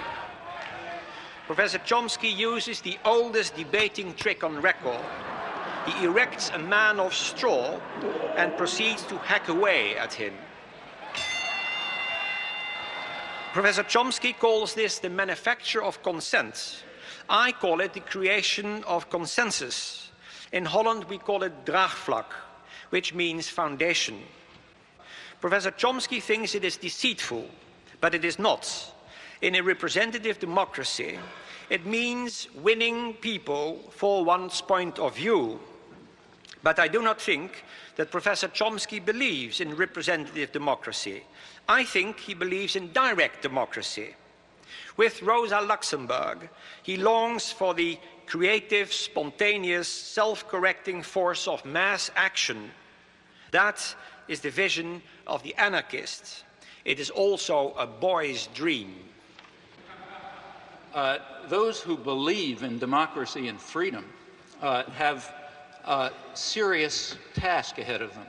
What they should be doing, in my view, is dedicating their efforts to helping the despised common people to struggle for their rights and to realize the democratic goals that constantly surface throughout history.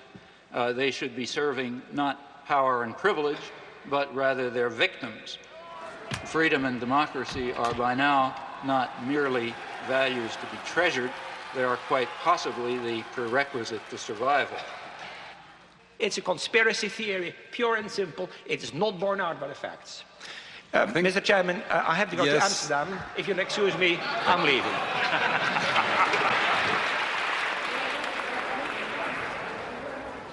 One thing is sure. Their consent has not been manufactured tonight. There is nothing more remote from what I'm discussing or what we have been discussing than a conspiracy theory. If I give an analysis of, say, the economic system, and I point out that General Motors tries to maximize profit and market share, that's not a conspiracy theory. That's an institutional analysis. It has nothing to do with conspiracies. And that's precisely the sense in which we're talking about the media. The phrase conspiracy theory is one of those that's constantly brought up, and I think its effect simply is to discourage institutional analysis. Do you think there's a connection somehow about what the government wants us to know and what the media tell us? It's not communism, but I think to a certain point, it is sensitized. They don't always tell, I guess, John, they don't always tell the truth the way it goes, huh? Got that right. You think that the information you're getting from this paper is biased in any way? Or? Oh, yeah. I think by and large it's well done. You get both sides of the stories. You get the liberal and the side and the conservative side, so to speak. But I don't think you get a very balanced picture because they only have 20 seconds, 30 seconds for a news item or whatever, and they're going to pick out a highlight, and every network is going to cover the same highlight, and that's all you're going to see. You get what they want you to hear. You think they're biased in some way then? Yeah. Here we go. See you later.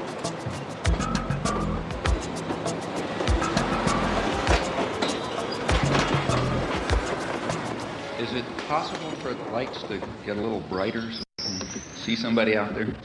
Yeah, for the last hour and 41 minutes, I've been whining about how the elite and how the government have been using thought control to keep radicals like yourself out of the public limelight. Now, you're here. I don't see any CIA men waiting to drag you off. You were in the paper. That's where everyone here heard you were coming from, in the paper, and I'm sure they're going to publish your comments in the paper. Now, a lot of countries, you would have been shot for what you have done today. So what are you whining about? We are allowing you to speak, and I don't see any thought control.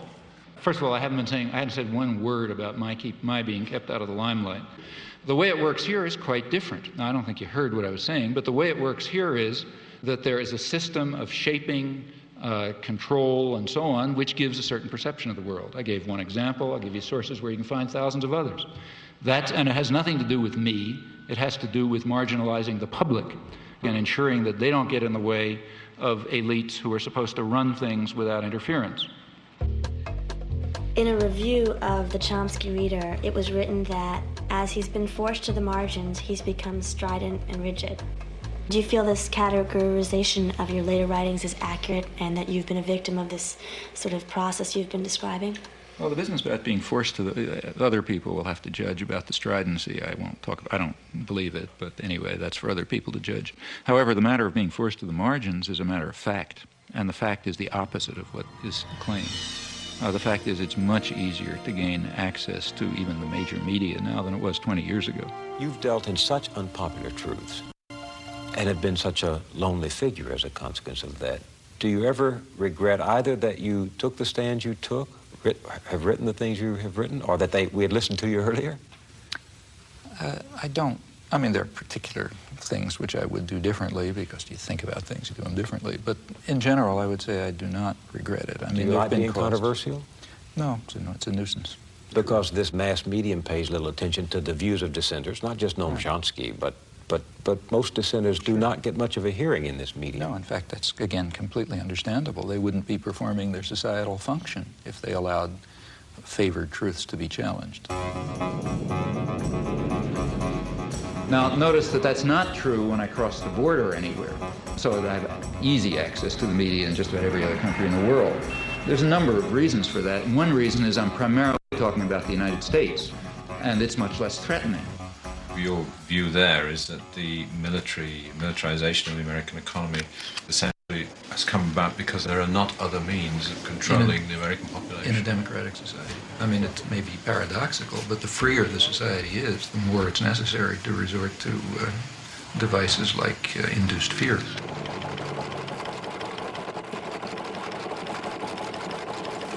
Okay, I'll go along with that. Arguably, he is the most important intellectual alive today. And if my program can give him 500,000 people listening or 750,000 people listening, I'll be delighted. Okay, Professor, and you're on time. Wartime planners understood that actual war aims should not be revealed. Part of the reason why the media in Canada and Belgium and so on are more open is that it just doesn't matter that much what people think. It matters very much what the politically articulate sectors of the population, those narrow minorities, think and do in the United States because of its overwhelming dominance on the world scene. But of course that's also a reason for wanting to work here. What we might call the fifth freedom, the freedom to rob, exploit, and dominate, and to curb mischief by any feasible means. Let's conclude, not include. The United States is ideologically narrower in general than other countries. Furthermore, the structure of the American media is such as to pretty much eliminate critical discussion. Our guests are as far apart on the contra question as American intellectuals can be. Now, if we had the slightest concern with democracy, which we do not in our foreign affairs and never have, we would turn to countries where we have influence, like El Salvador. Now, in El Salvador, they don't call the archbishop bad names. What they do is murder him. They do not censor the press. They wipe the press out. They sent the army in to blow up the church radio station. The editor of the independent newspaper was found in a ditch, mutilated and cut to pieces with machete. May I continue? I did not interrupt you. Don't you ever want to put a time value on anything you say, or do you want that was I'm talking about 1980. You are a systematic liar. Did these things happen or didn't they? These things did not happen in the context in which you suggest really? at all. You are a phony, mister, and it's time that the people read you correctly. It's clear why you want to divert me from the discussion that No, it's not. It's because you get tired of rubbish. But let's continue with... Except we can't. I'm afraid we're out of time. We thank you both, John Silver and Noam Chomsky. Okay. Last time you were here, you spoke about how when you go overseas, you are given access to the mass media. But here, that doesn't seem to be the case. Has that changed at all? Have you ever been invited to appear on Nightline or Brinkley? Yes, I have a couple times been invited to speak on Nightline. I couldn't do it. I had another talk and something or other. And to tell you the honest truth, I don't really care very much.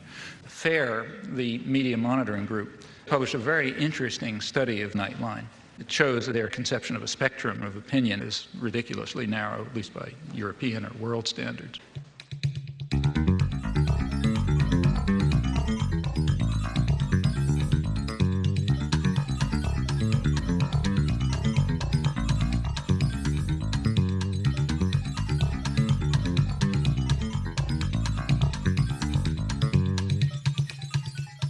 Let me tell you a personal experience. I happened to be in Madison, Wisconsin, on a listener-supported radio station, community radio station, a very good one. I was having an interview with the news director. I've been on that program dozens of times, usually by telephone. And he's very good. He gets to all sorts of people. And he started the interview by playing for me a tape of an interview that he had just had and had broadcast with the guy who's some mucky-muck in Nightline. I think his name is Jeff Greenfield or some such name. Does that name mean anything? I'm Jeff Greenfield for Nightline in New York. What about just in the selection of guests to analyze things? Why is Noam Chomsky never on Nightline? I couldn't begin to tell you. He's one of the leading intellectuals in the entire world. I have no idea. I mean, I can make some guesses. He may be one of the leading intellectuals who can't talk on television. You know, that's a standard that's very important to us. If you got a 22-minute show and a guy takes 5 minutes to warm up, now I don't know whether Chomsky does or not, he's out. One of the reasons why Nightline has the usual suspects is one of the things you have to do when you book a show is know that the person can make the point within the framework of television. And if people don't like that, they should understand it is about as sensible to book somebody who will take 8 minutes to give an answer as it is to book somebody who doesn't speak English. But in the normal given flow, that's another culture-bound thing. We got to have English-speaking people. We also need concision. So Greenfield, or whatever his name is, hit the nail on the head. The U.S. media are alone in that it is, you must meet the condition of concision. You got to say things between two commercials or in 600 words. And that's a very important fact, because the beauty of concision, you know, saying a couple of sentences between two commercials, the beauty of that is that you can only repeat conventional thoughts. I was reading Chomsky 20 years ago. I think his notion, didn't he co-author a new book called Engineering Consent or The Manufacturing of Consent? I mean, some of that stuff to me looks like it's from Neptune. This is the first time the Neptune system has been seen clearly by human eyes. These pictures, taken only hours ago by Voyager 2, are its latest contribution. You know, he's perfectly entitled to say that I'm seeing it through a prism, too. But my view of that, of his notions about the limits of debate in this country, is absolutely wacko. Suppose I get up on Nightline, say, I'm given whatever it is, 2 minutes, and I say Gaddafi is a terrorist, Khomeini is a murderer, you know, et cetera, et cetera. The Russians, you know, invaded Afghanistan, all this sort of stuff. I don't need any evidence. Everybody just nods. On the other hand, suppose you say something that just isn't regurgitating conventional pieties. Suppose you say something that's the least bit unexpected or controversial. Suppose you say, I mean, the biggest international terror operations that are known are the ones that are run out of Washington. Or suppose you say, what happened in the 1980s is the U.S. government was driven underground. Suppose I say the United States is invading South Vietnam, as it was. The best political leaders are the ones who are lazy and corrupt. If the Nuremberg laws were applied, then every post-war American president would have been hanged. The Bible is probably the most genocidal book in our total canon. Education is a system of imposed ignorance. There's no more morality in world affairs fundamentally than there was in the time of Genghis Khan. They're just different, you know, they're just different factors to be concerned with. Now, Chomsky, thank you. Well, you know, people will quite reasonably expect to know what you mean. Why did you say that? I never heard that before. If you said that, you better have a reason, you know, you better have some evidence. In fact, you better have a lot of evidence, because that's a pretty startling comment. You can't give evidence if you're stuck with concision. You know, that's the genius of this structural constraint. And in my view, if people like, say, Nightline and McNeil Lehrer and so on were smarter, if they were better propagandists, they would let dissidents on, let them on more, in fact.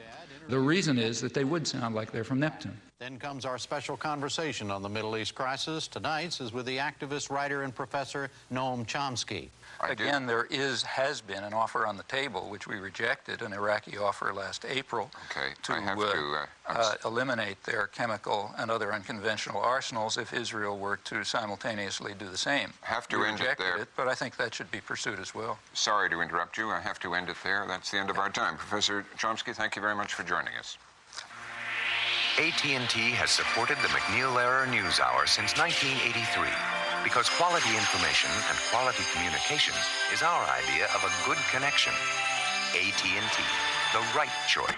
Oh, okay. If you just could you just sit there for half a second? It's just for two shot. That's all, and we can do everything else with it. Okay. Yeah. What about the mic? Is that I think there's some stuff hanging around there. Right. The idea of this one is it's just a shot where I'm seen talking to you and you're seen listening to me. I'll ask you though if you don't speak to me or move your lips so that I can be seen to be asking you a question. The reason for the shot is simply this. I'm used to it. Okay. Just don't talk to me and I'll keep going. That's the thing. The reason for the shot, I'll explain it through because I usually find that's the easiest way to do it. The reason for the shot is I need a shot where you're sitting and seen, listening to me while I'm asking you a question. We can use the shot to introduce you, explain who you are, where you fit into the piece I'm doing. But if you don't speak to me, I can also use... Got it? Okay. Thanks for your time. Righto. If there is a narrower range of opinion in the United States, and it is harder to express a variety of different opinions, why do you live in the U.S.? I think it's, well, first of all, it's my country, and secondly, it's in many ways, as I said before, it's the freest country in the world. I mean, I think there's more possibilities for change here than in any other country I know. But again, comparatively speaking, it's the country where the state is probably most restricted. But isn't that what you should be looking at comparatively rather than in absolute terms? But you don't create that impression. On the contrary, well, maybe I don't give the impression. I certainly say it often enough. What I've said over and over again, and I've been saying it all tonight, I've written it 1,000,000 times, is that the United States is a very free society. It's also a very rich society. Of course, the United States is a scandal from the point of view of its wealth. I mean, given the natural advantages that the United States has in terms of resources and lack of enemies and so on, the United States should have a level of health and welfare and so on that's, you know, an order of magnitude beyond anybody else in the world. We don't. The United States is last among 20 industrialized societies in infant mortality. That's a scandal of American capitalism. And it ends up being a very free society, which does a lot of rotten things in the world. Okay? There's no contradiction there. I mean, you know, Greece was a free society by the standards of Athens, you know. It was also a vicious society from the point of view of its imperial behavior. There's virtually no correlation between maybe none, between the internal freedom of a society and its external behavior. You start your line of discussion at a moment that is historically useful for you. That's why I say you pick the beginning. Of the post-war world is that the communist imperialists, by the use of terrorism, by deprivation of freedom, have contributed to the continuing bloodshed. And the sad thing about it is not only the bloodshed, but the fact that they seem to dispossess you of the power of rational observation. May I say something? Sure. Yeah. I think that's about 5% true, and or maybe 10% true. It certainly is. Why do you give that? May I complete a sentence? Sure. I mean, it's perfectly true that there were areas of the world, in particular Eastern Europe, where Stalinist imperialism very brutally took control and still maintains control. But there are also very vast areas of the world where we were doing the same thing. And there's quite an interplay in the Cold War. You see, what you just described is I believe, a mythology about the Cold War, which might have been tenable 10 years ago, but which is quite inconsistent with contemporary scholarship. Ask a Czech. Ask a Guatemalan, ask a Dominican, ask President of the Dominican Republic, ask a person from South Vietnam, ask a Thai. Well, obviously, we can't get away. If you can't distinguish between the nature of our venture in Guatemala and the nature of the Soviet Union's in Prague, then we have real difficulty. Explain to me the difference. Sorry. Now, what about making the media more responsive and democratic? Well, there are very narrow limits to that. It's kind of like asking, how do we make corporations more democratic? Well, the only way to do that is get rid of them, I mean, if you have concentrated power, you can, I don't want to say you can do nothing. Like you can, like the church can show up at the stockholders meeting and start screaming about not investing in South Africa. And sometimes that has marginal effects. I don't want to say it has no effects. But you can't really affect the structure of power, because to do that would be a social revolution. And unless you're ready for a social revolution, that is, power is going to be somewhere else, the media are going to have their present structure and they're going to represent their present interests. Now, that's not to say that one shouldn't try to do things. I mean, it makes sense to try to push the limits of a system. It only takes one or two people that think they have integrity as journalists to give you some good press. See, that's important, and that goes back to something that came up before. I mean, there's a lot, there are things are complex. It's not monolithic. I mean, the mass media themselves are complicated institutions with internal contradictions. So on the one hand, there's the commitment to indoctrination and control. But on the other hand, there's the sense of professional integrity. She works alone, as her own boss, writing newspaper columns and producing radio commentaries for a hodgepodge of small clients across the country. This so-called leather-lung Texan has been firing questions at our chief executives for almost 40 years. And many a young man in this country is being disillusioned totally by his government these days. Well, this is a question which you very properly bring to the attention of the nation. It's not that we haven't been holding press conferences. I was just waiting for Sarah to come back. Well, Mr. President, that's very nice of you, and I appreciate it. Sarah, I want to call your attention to a real problem we've got in this country today. Those unique and often terrifying McClendon questions reflect her desire to dig out information. And I wanted to ask your new man what he feels of... With enough know-how and persistence, she usually gets her man. What would you do if you were in a situation where you were trying to be an honest reporter and you were worried sick about your country and you saw how sick it was and you were facing this weak White House and a weak Congress as a reporter? What would you do? I think there are a lot of reporters who do a very good job. In fact, I have a lot of friends in the press who I think do a terrific job. I know they are, but I mean, they want to, but now what well, you have to, first of all, you have to understand what the system is. And smart reporters do understand what it is. You have to understand what the pressures are, what the commitments are, what the barriers are, and what the openings are. Like right after the Iran-Contra hearings, a lot of good reporters understood, well, things are going to be a little more open for a couple of months. So they could ram through stories that they knew they couldn't even talk about before. After Watergate. And the same after Watergate. And then, it closes up again and so on. Most people, I imagine, simply internalize the values. That's the easiest way and the most successful way. You just internalize the values, and then you regard yourself, in a way correctly, as acting perfectly freely. All right, let's get to the White House now, where I think veteran correspondent Frank Sesno could tell us a little bit about self-censorship. That inertial guidance system is always going on, isn't it? Is there any formal censorship there? Well, there's no self-censorship, Reed. If somebody tells me something, I'm going to pass it on, unless there's a particular and compelling reason not to. I can't deny that I wouldn't like to have access to the Oval Office and all the same maps and charts and graphs that the president's looking at, but that's not possible, it's not realistic, and it's probably not even desirable.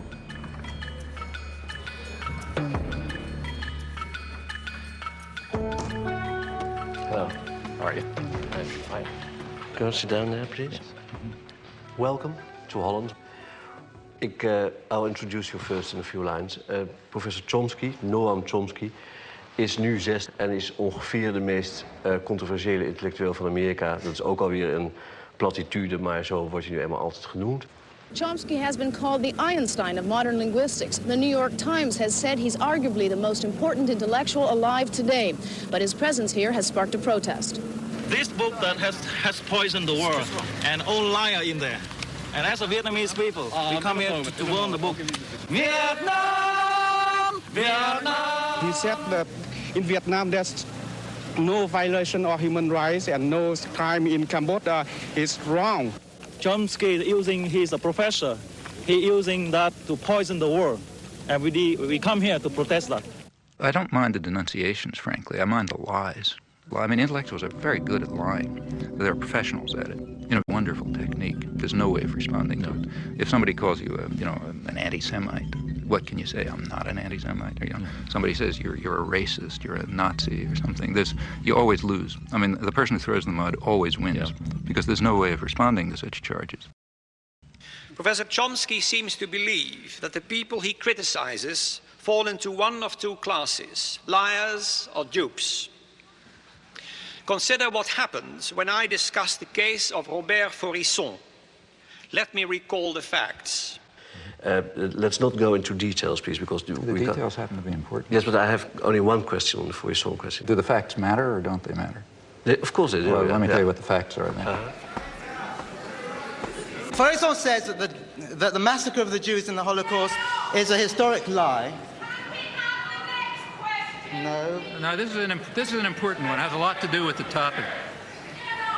Your views are extremely controversial, and perhaps one of the things that has been most controversial and you've been most strongly criticized for was your defense of a French intellectual who was suspended from his university post for contending that there were no Nazi death camps in World War II.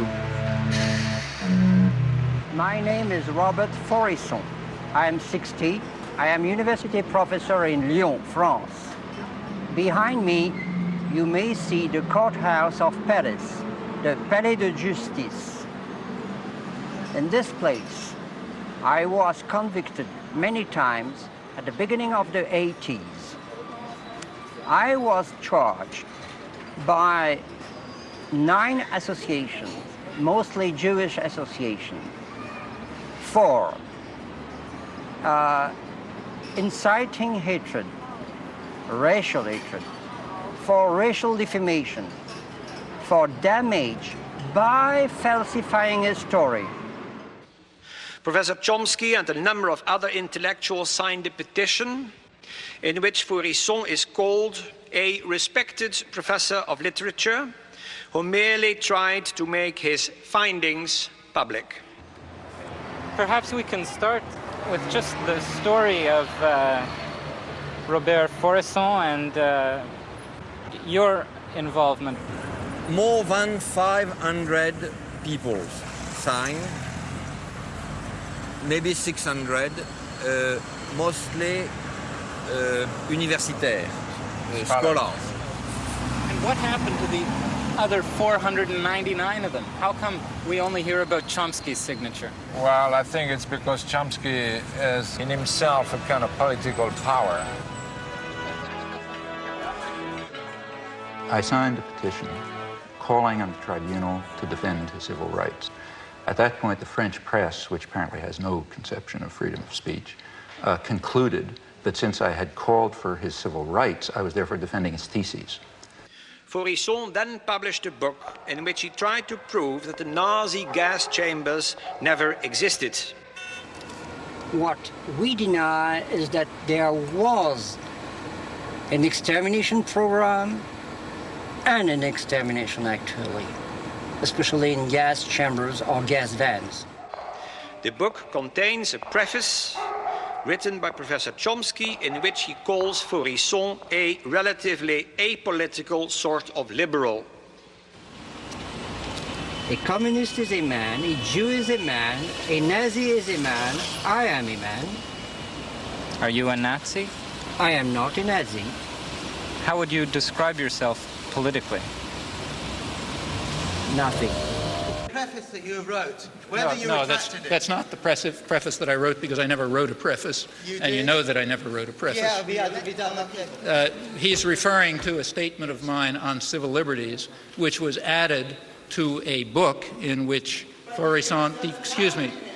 Yes, I use... And the language you use has meaning. That's right. And the language I use... Apolitical liberal, or as someone whose views can be dignified by the word findings or conclusions, that is a judgment, and that is a favorable judgment of his views. On the contrary.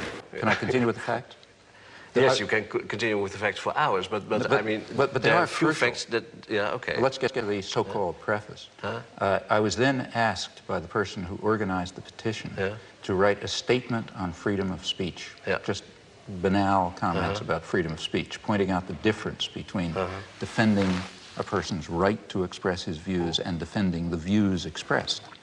So I did that. I wrote a rather banal statement called Some Elementary Remarks on Freedom of Expression, and I told him, do what you like with it. So Pierre produced a book which all the arguments of Faurisson were to be put in front of the court.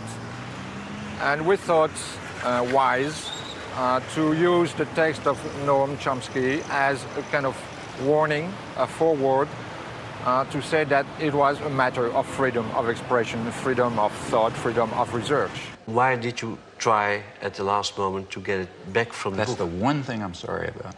But that's the real important thing. It's of not. course. You mean the fact that I tried to retract it? With that you said it was wrong of you to do it. No, I do didn't. it. See, in fact, take a look at what I wrote a letter, which was then publicized, in which I said, look, things have reached the point where the French intellectual community simply is incapable of understanding the issues.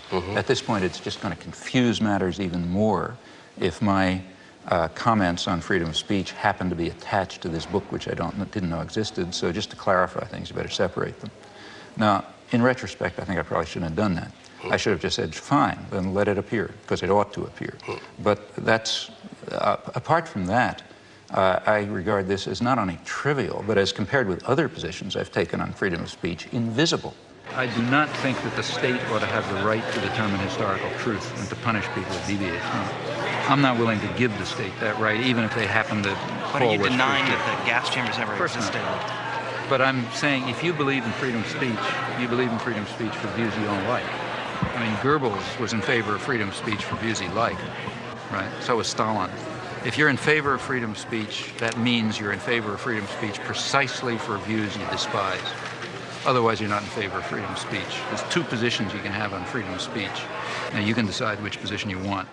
With regard to my defense of the utterly offensive, the people who express utterly offensive views, I haven't the slightest doubt that every commissar says, you're defending that person's views. No, I'm not. I'm defending his right to express them. The difference is crucial, and the difference has been understood outside of fascist circles since the 18th century. Is there anything like objectivity, scientific objectivity, reality? As a scientist, look, I'm not saying I defend the views. Look, if somebody publishes a scientific article, which I disagree with, I do not say the state ought to put him in jail, right?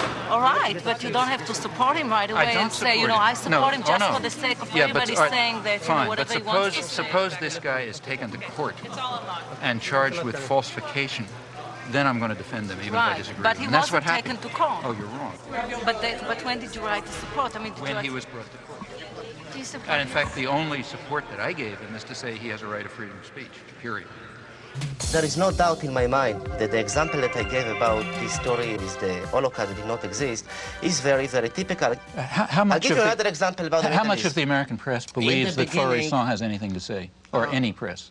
How much of the press in France? Since I followed... What percentage would you say? I'll tell you. Is it higher than zero? Is it higher than zero? I'll tell you. Have you ever seen anything in any newspaper or any journal saying that this man is anything other than a lunatic? I'll try to answer. I'll try to answer. I think that I just followed the case. That's a simple question. I followed the case 5 or 6 years ago, and I happened to see that Noam Chomsky was in for strong criticism, even from some of his supporters, for doing something which could be interpreted only in terms of a campaign against Israel. Going back years, I am absolutely certain that I've taken far more extreme positions on people who deny the Holocaust than you have. For example, you go back to my earliest articles and you will find that I say that even to enter into the arena of debate on the question of whether the Nazis carried out such atrocities is already to lose one's humanity. So I don't even think you ought to discuss the issue if you want to know my opinion. But if anybody wants to refute Faurisson, there's certainly no difficulty in doing so.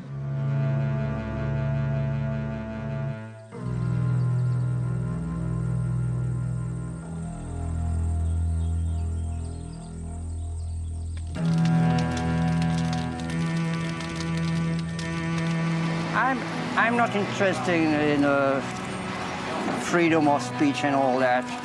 I have to win, and that's the question. And I shall win.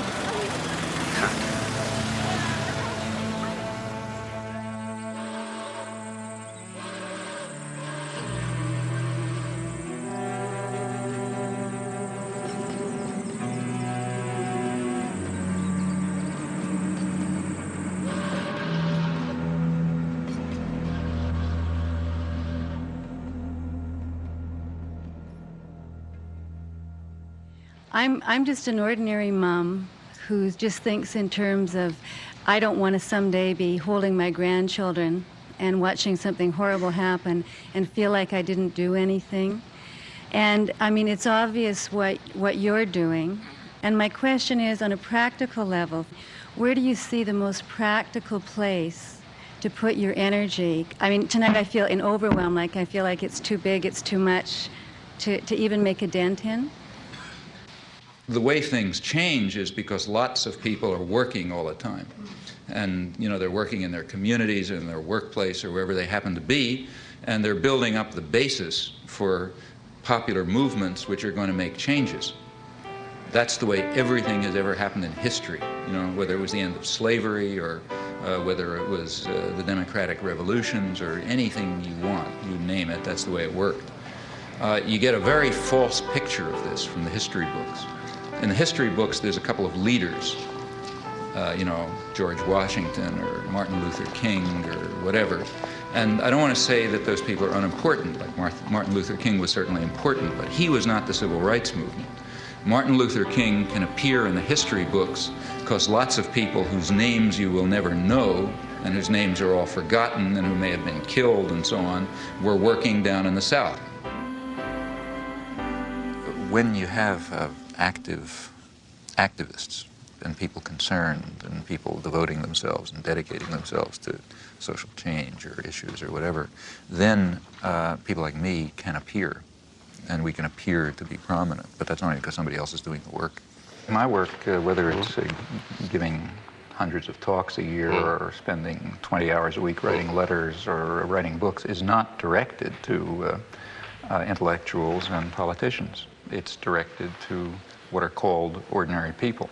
Yeah. And what I expect from them is, in fact, exactly what they are, that they should try to understand the world and act in accordance with their decent impulses, and that they should try to improve the world. And many people are willing to do that, but they have to understand. And in fact, as far as I can see, in these things, I feel that I'm simply helping people develop courses of intellectual self-defense. What did you mean by that?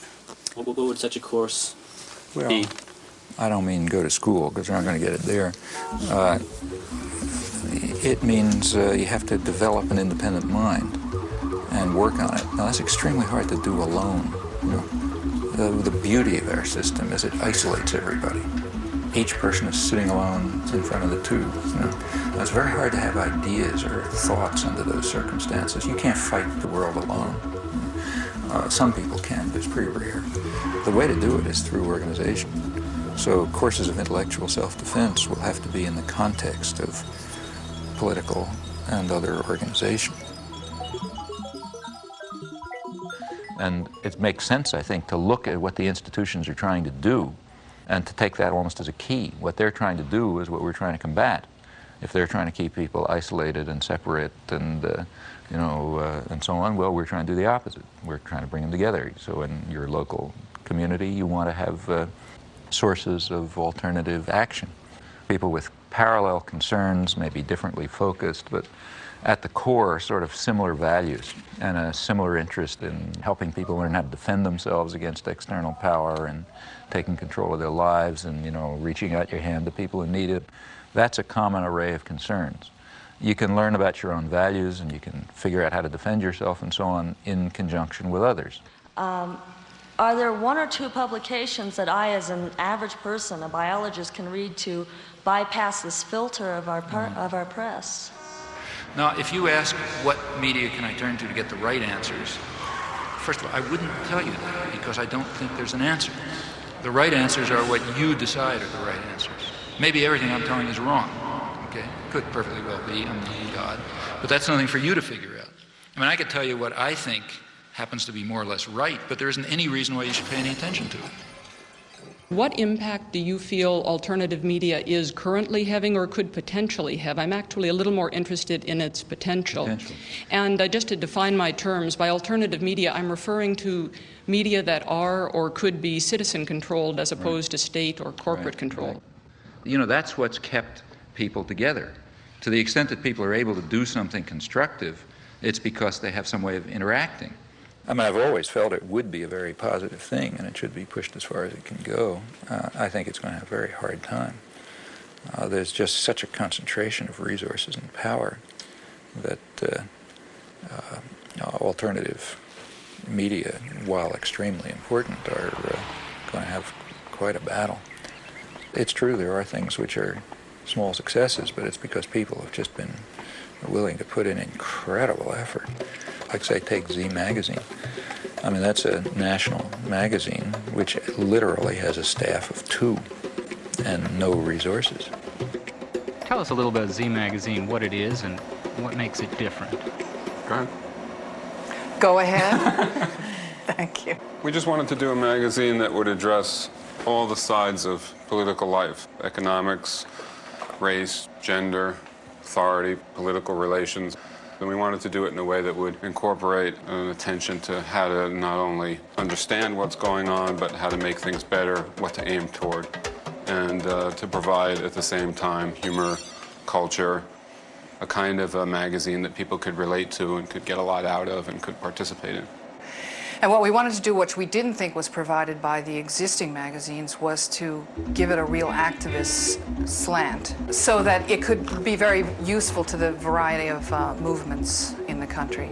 And we just felt there wasn't a magazine that reflected that inspired people and that gave people sort of a strategy and perhaps even a vision of how things could be better.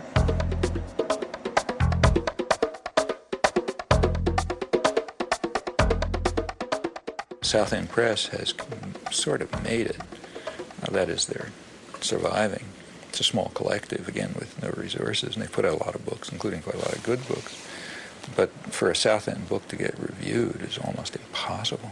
Editorially and business-wise, we make decisions based on politics that no corporate publisher can really advocate because of their ties to corporate America.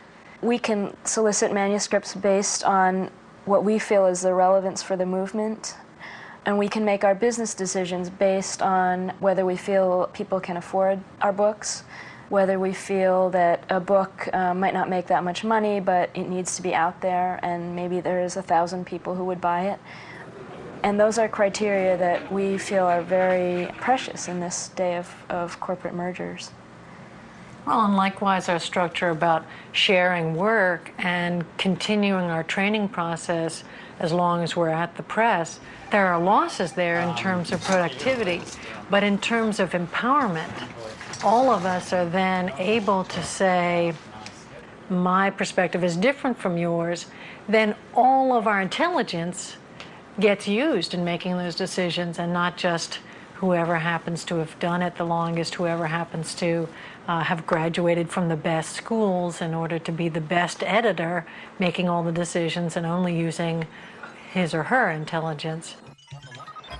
Listener-supported radio in the United States has undergone a remarkable growth in the last decade. It's perhaps the fastest growing alternative media. There are many reasons for this. First and foremost is that it's enormously economical, and it reaches communities that have not been served by community radio before. And in Boulder particular, we see with someone like Noam Chomsky, who's been there, I believe, 3 times in the last 6 years, he has a tremendous audience, and KGNU is partly responsible for that because we play his tapes on a regular basis, we play his lectures and his interviews. So when he does come to Boulder and people hear what he has to say, they're able to tune in. It's not something exotic or esoteric that he's talking about. It's material that they're very familiar with, and he's noted this, incidentally. I mean, if there's a listener-supported radio station, that means that people can get daily, every day, a different way of looking at the world. Not just what the corporate media want you to see, but a different picture, a different understanding. Not only can you hear it, but you can participate in it. You can add your own thoughts, and you can learn something, and so on. Well, that's the way people become human, That's the way you become human participants in a social and political system. Hello, I'm Ed Robinson, and this is Non-Corporate News. What is non-corporate news, and why is it necessary? I didn't want to just show another film at a library or something. I wanted to make my own statement. I thought it'd be more fun to do, and perhaps I could get other people involved in a project besides showing a film. We could make a film or a video. The local cable station's hooked up to 3 communities: Lynn, Swampscott, and Salem. So that's 30,000 people, or 30,000 homes, I'm not sure, but I'm sure a lot of people will see it, and it'll be the kind of people who don't go out to see a film it'll go right into their houses, so if they're flipping through the channels, they might be able to get a completely new idea of the world.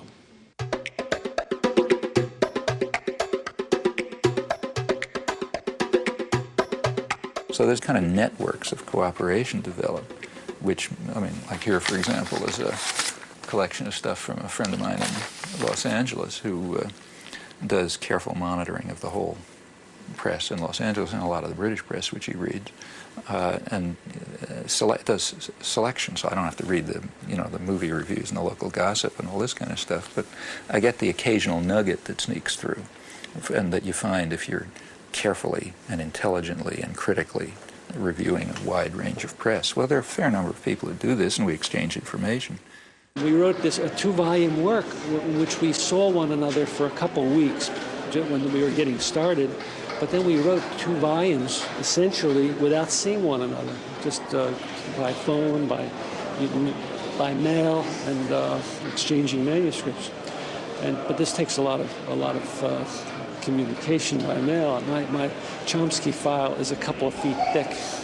The end result is that you do have access to resources in a way which I doubt that any national intelligence agency can duplicate, or let alone scholarship.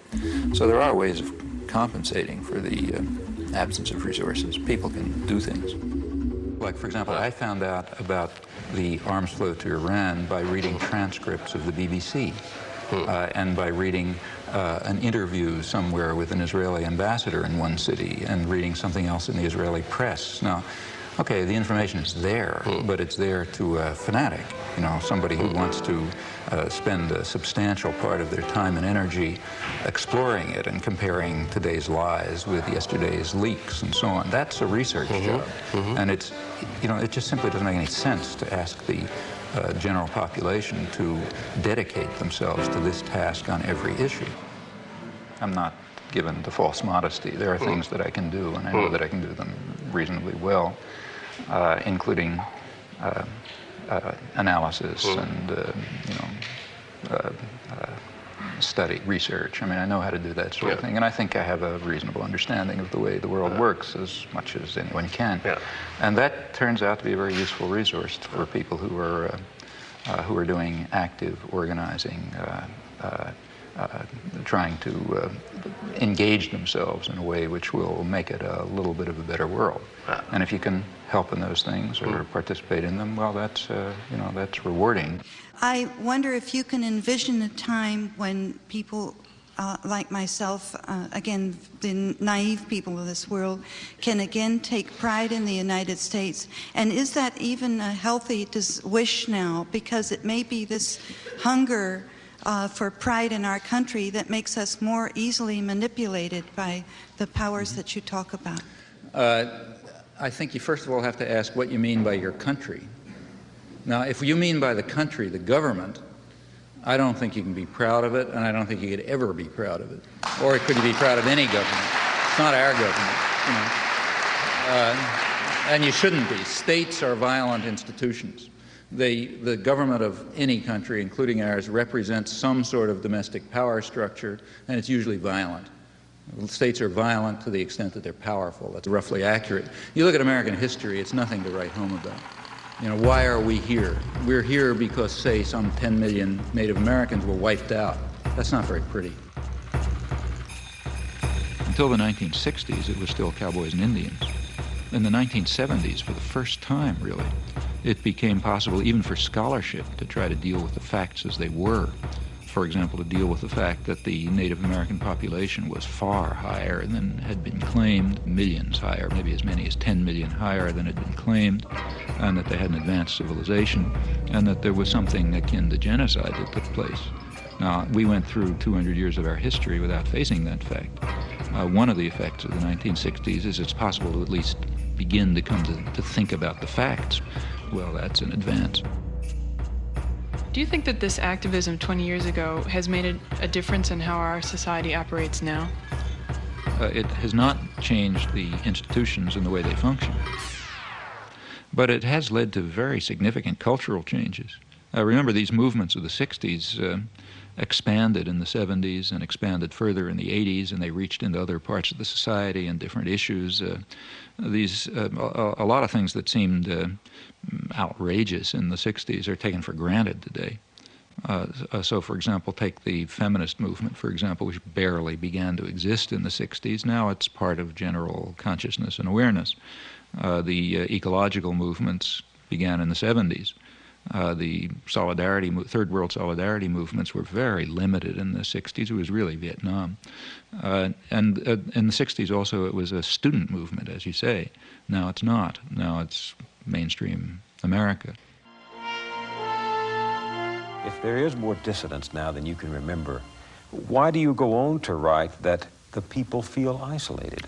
Because I think much of the general population recognizes that the organized institutions do not reflect their concerns and interests and needs.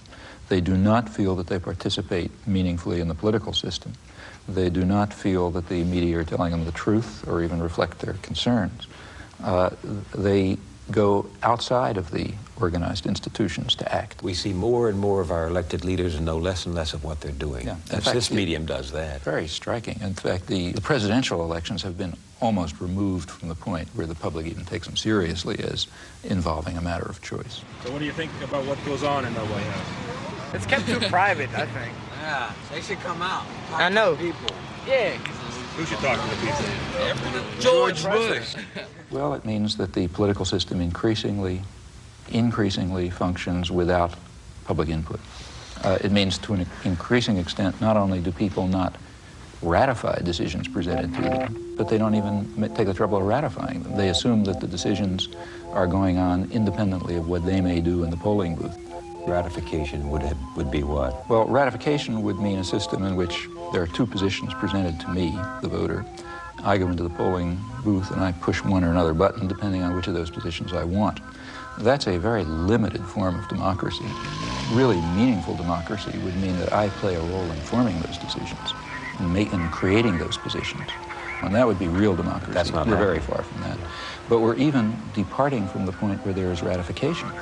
When you have stage-managed elections with the public relations industry determining what words come out of people's mouth, candidates decide what to say on the basis of tests that determine what the effect will be across the population.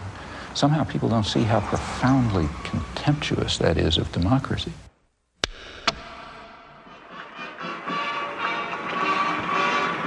The solemn moment is near, but first, the swearing in of Van Quayle.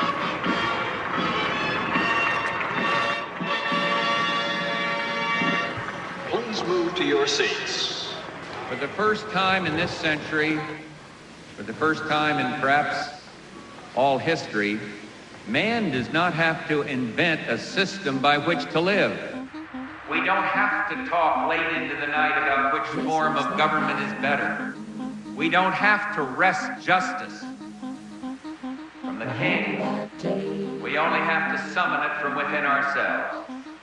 This is a time when the future seems a door you can walk right through into a room called tomorrow. Great nations of the world are moving toward democracy through the door to freedom. Here come the players. Agitate for free expression and free thought. They're American players.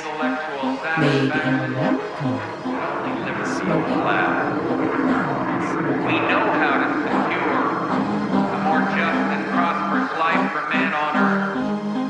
Free markets, free speech, free elections, and the exercise of free will unhampered by the state. I've spoken of 1,000 points of light, of all the community organizations that are spread like stars throughout the nation doing good. To the world, too, we offer new engagement and a renewed vow. We will stay strong to protect the peace. The offered hand, the reluctant fist. America is never wholly herself unless she is engaged in high moral principles. We as a people have such a purpose today. It is to make kinder the face of the nation and gentler the face of the world.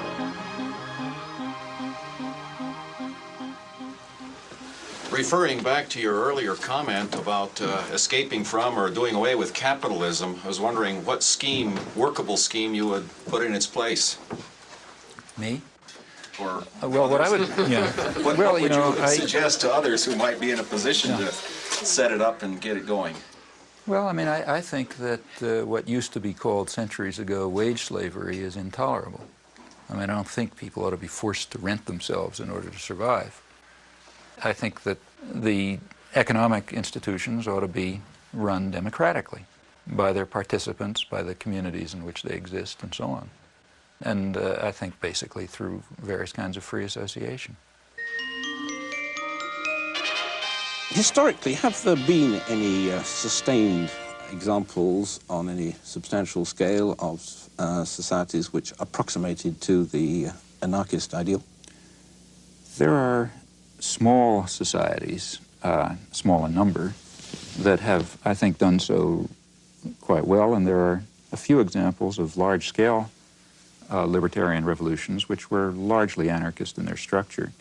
As to the first, small societies extending over a long period, I myself think the most dramatic example is perhaps the Israeli kibbutzim, which for a long period, may or may not be true today, really were constructed on anarchist principles, that is, of direct worker control, integration of agriculture, industry, service, personal life on an egalitarian basis with direct and, in fact, quite active participation in self-management, and were, I should think, extraordinarily successful. A good example of a really large-scale anarchist revolution, or largely anarchist revolution, in fact, the best example, to my knowledge, is the Spanish Revolution in 1936. And in fact, you can't tell what would have happened. That anarchist revolution was simply destroyed by force, but during the period in which it was alive, I think it was inspiring testimony to the ability of poor working people to organize, manage their affairs extremely successfully without coercion and control. How far does the success of libertarian socialism or anarchism as a way of life really depend on a fundamental change in the nature of man, both in his motivation, his altruism, and also in his knowledge and sophistication? I think it not only depends on it, but in fact, the whole purpose of libertarian socialism is that it will contribute to it. It will contribute to a spiritual transformation, precisely that kind of great transformation in the way humans conceive of themselves and their ability to act, to decide, to create, to produce, to inquire, precisely that spiritual transformation that social thinkers from the left Marxist tradition, from Luxemburg, say, on over through anarcho-syndicalists have always emphasized. So on the one hand, it requires that spiritual transformation. On the other hand, its purpose is to create institutions which will contribute to that transformation.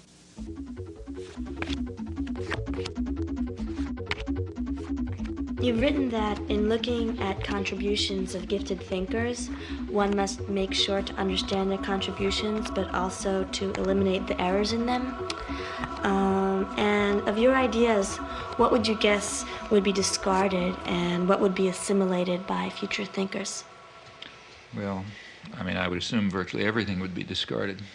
For example, here we have to distinguish. I mean, the work that I do in my professional area, I mean, if I still believed what I believed 10 years ago, I'd assume the field is dead.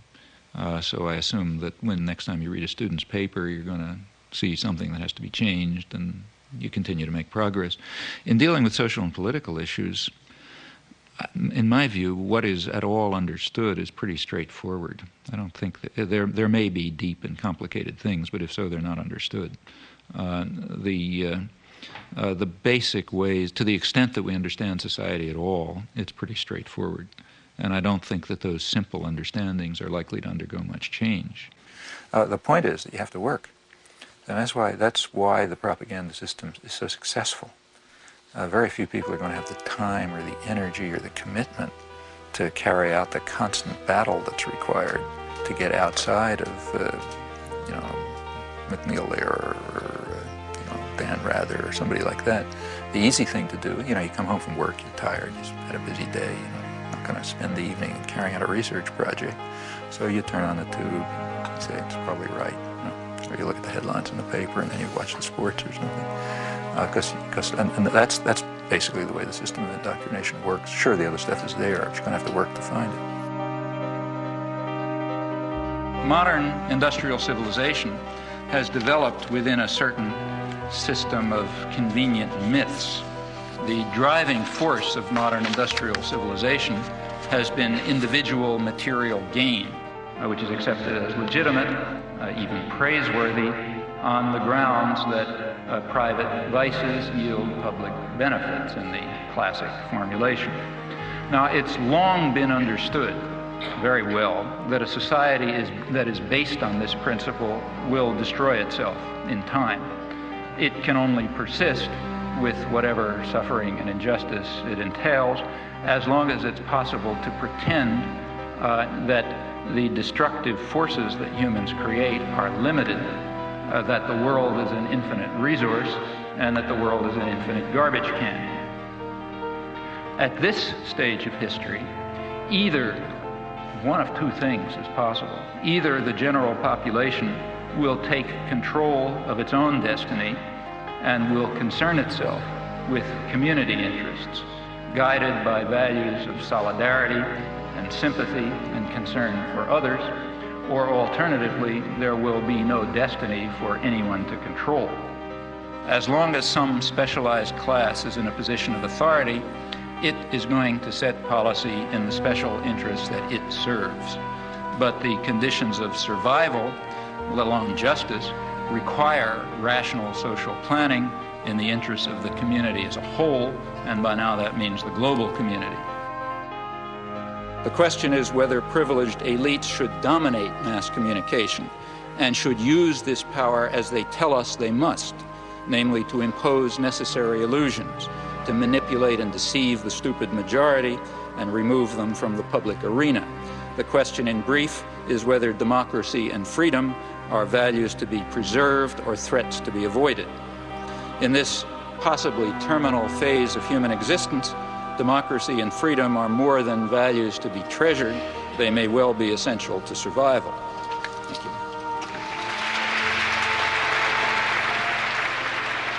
you. He's up there thinking for himself, and he's deciphering this tremendously overweighted body of information, which he puts into an order and gives you the feeling that you can do the same thing, that the whole thing is decipherable. And he also gives you the sense that there is a source, there's a center to a dissenting population, although we feel that there's no center. And I think that is what reactivated in me a desire to get reacquainted with the political scene after 30 years of alienation from it. You do hundreds of interviews and lectures, and you're dealing with massacres in East Timor and invasions of Panama, etc. Pretty horrific stuff, death squads. What keeps you going? I mean, don't you get burned out on this material? Well, you know, it's mainly a matter of whether you can look yourself in the mirror, I think. Oh, gotta go. Get these people in town. Okay. Maybe you can sing all aboard for us. Okay.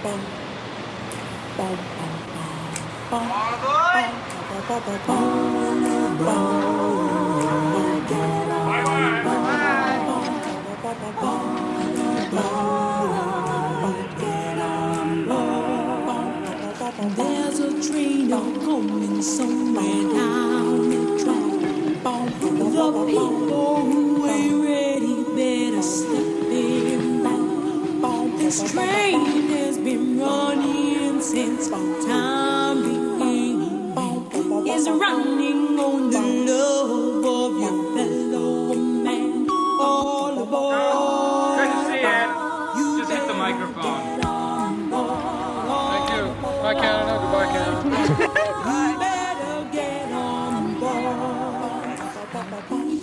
I've gone past the hour that you agreed to. Can I get the introduction? You said that he's from Harvard. Oh, I heard that. Yeah. Oh, yes, that is true, yeah. We'll believe it. Sorry about making you answer that. No, it's okay. It was so short. It worked. Did we hit it in 2 minutes? Or? Well, we did pretty well. Actually, that means less sports, and that's fine with me. The people out there, they don't know what's going on. If the people knew what you say here today, there'd be a heck of a change. Thank you. On that optimistic note, Professor Chomsky, thank you very much indeed. So how did it go? Oh, I thought it was sort of technical sounding, but there wasn't much of a rhythm. Did you ever think of running for president? If I ran for president, first thing I'd do is tell people not to vote for me.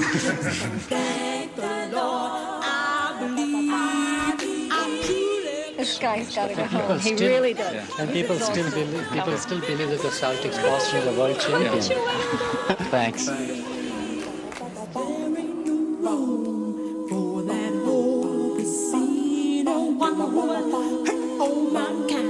Just to save his own, you must have pity on them because their taxes grow thinner, but there won't be no hiding from the king's throne.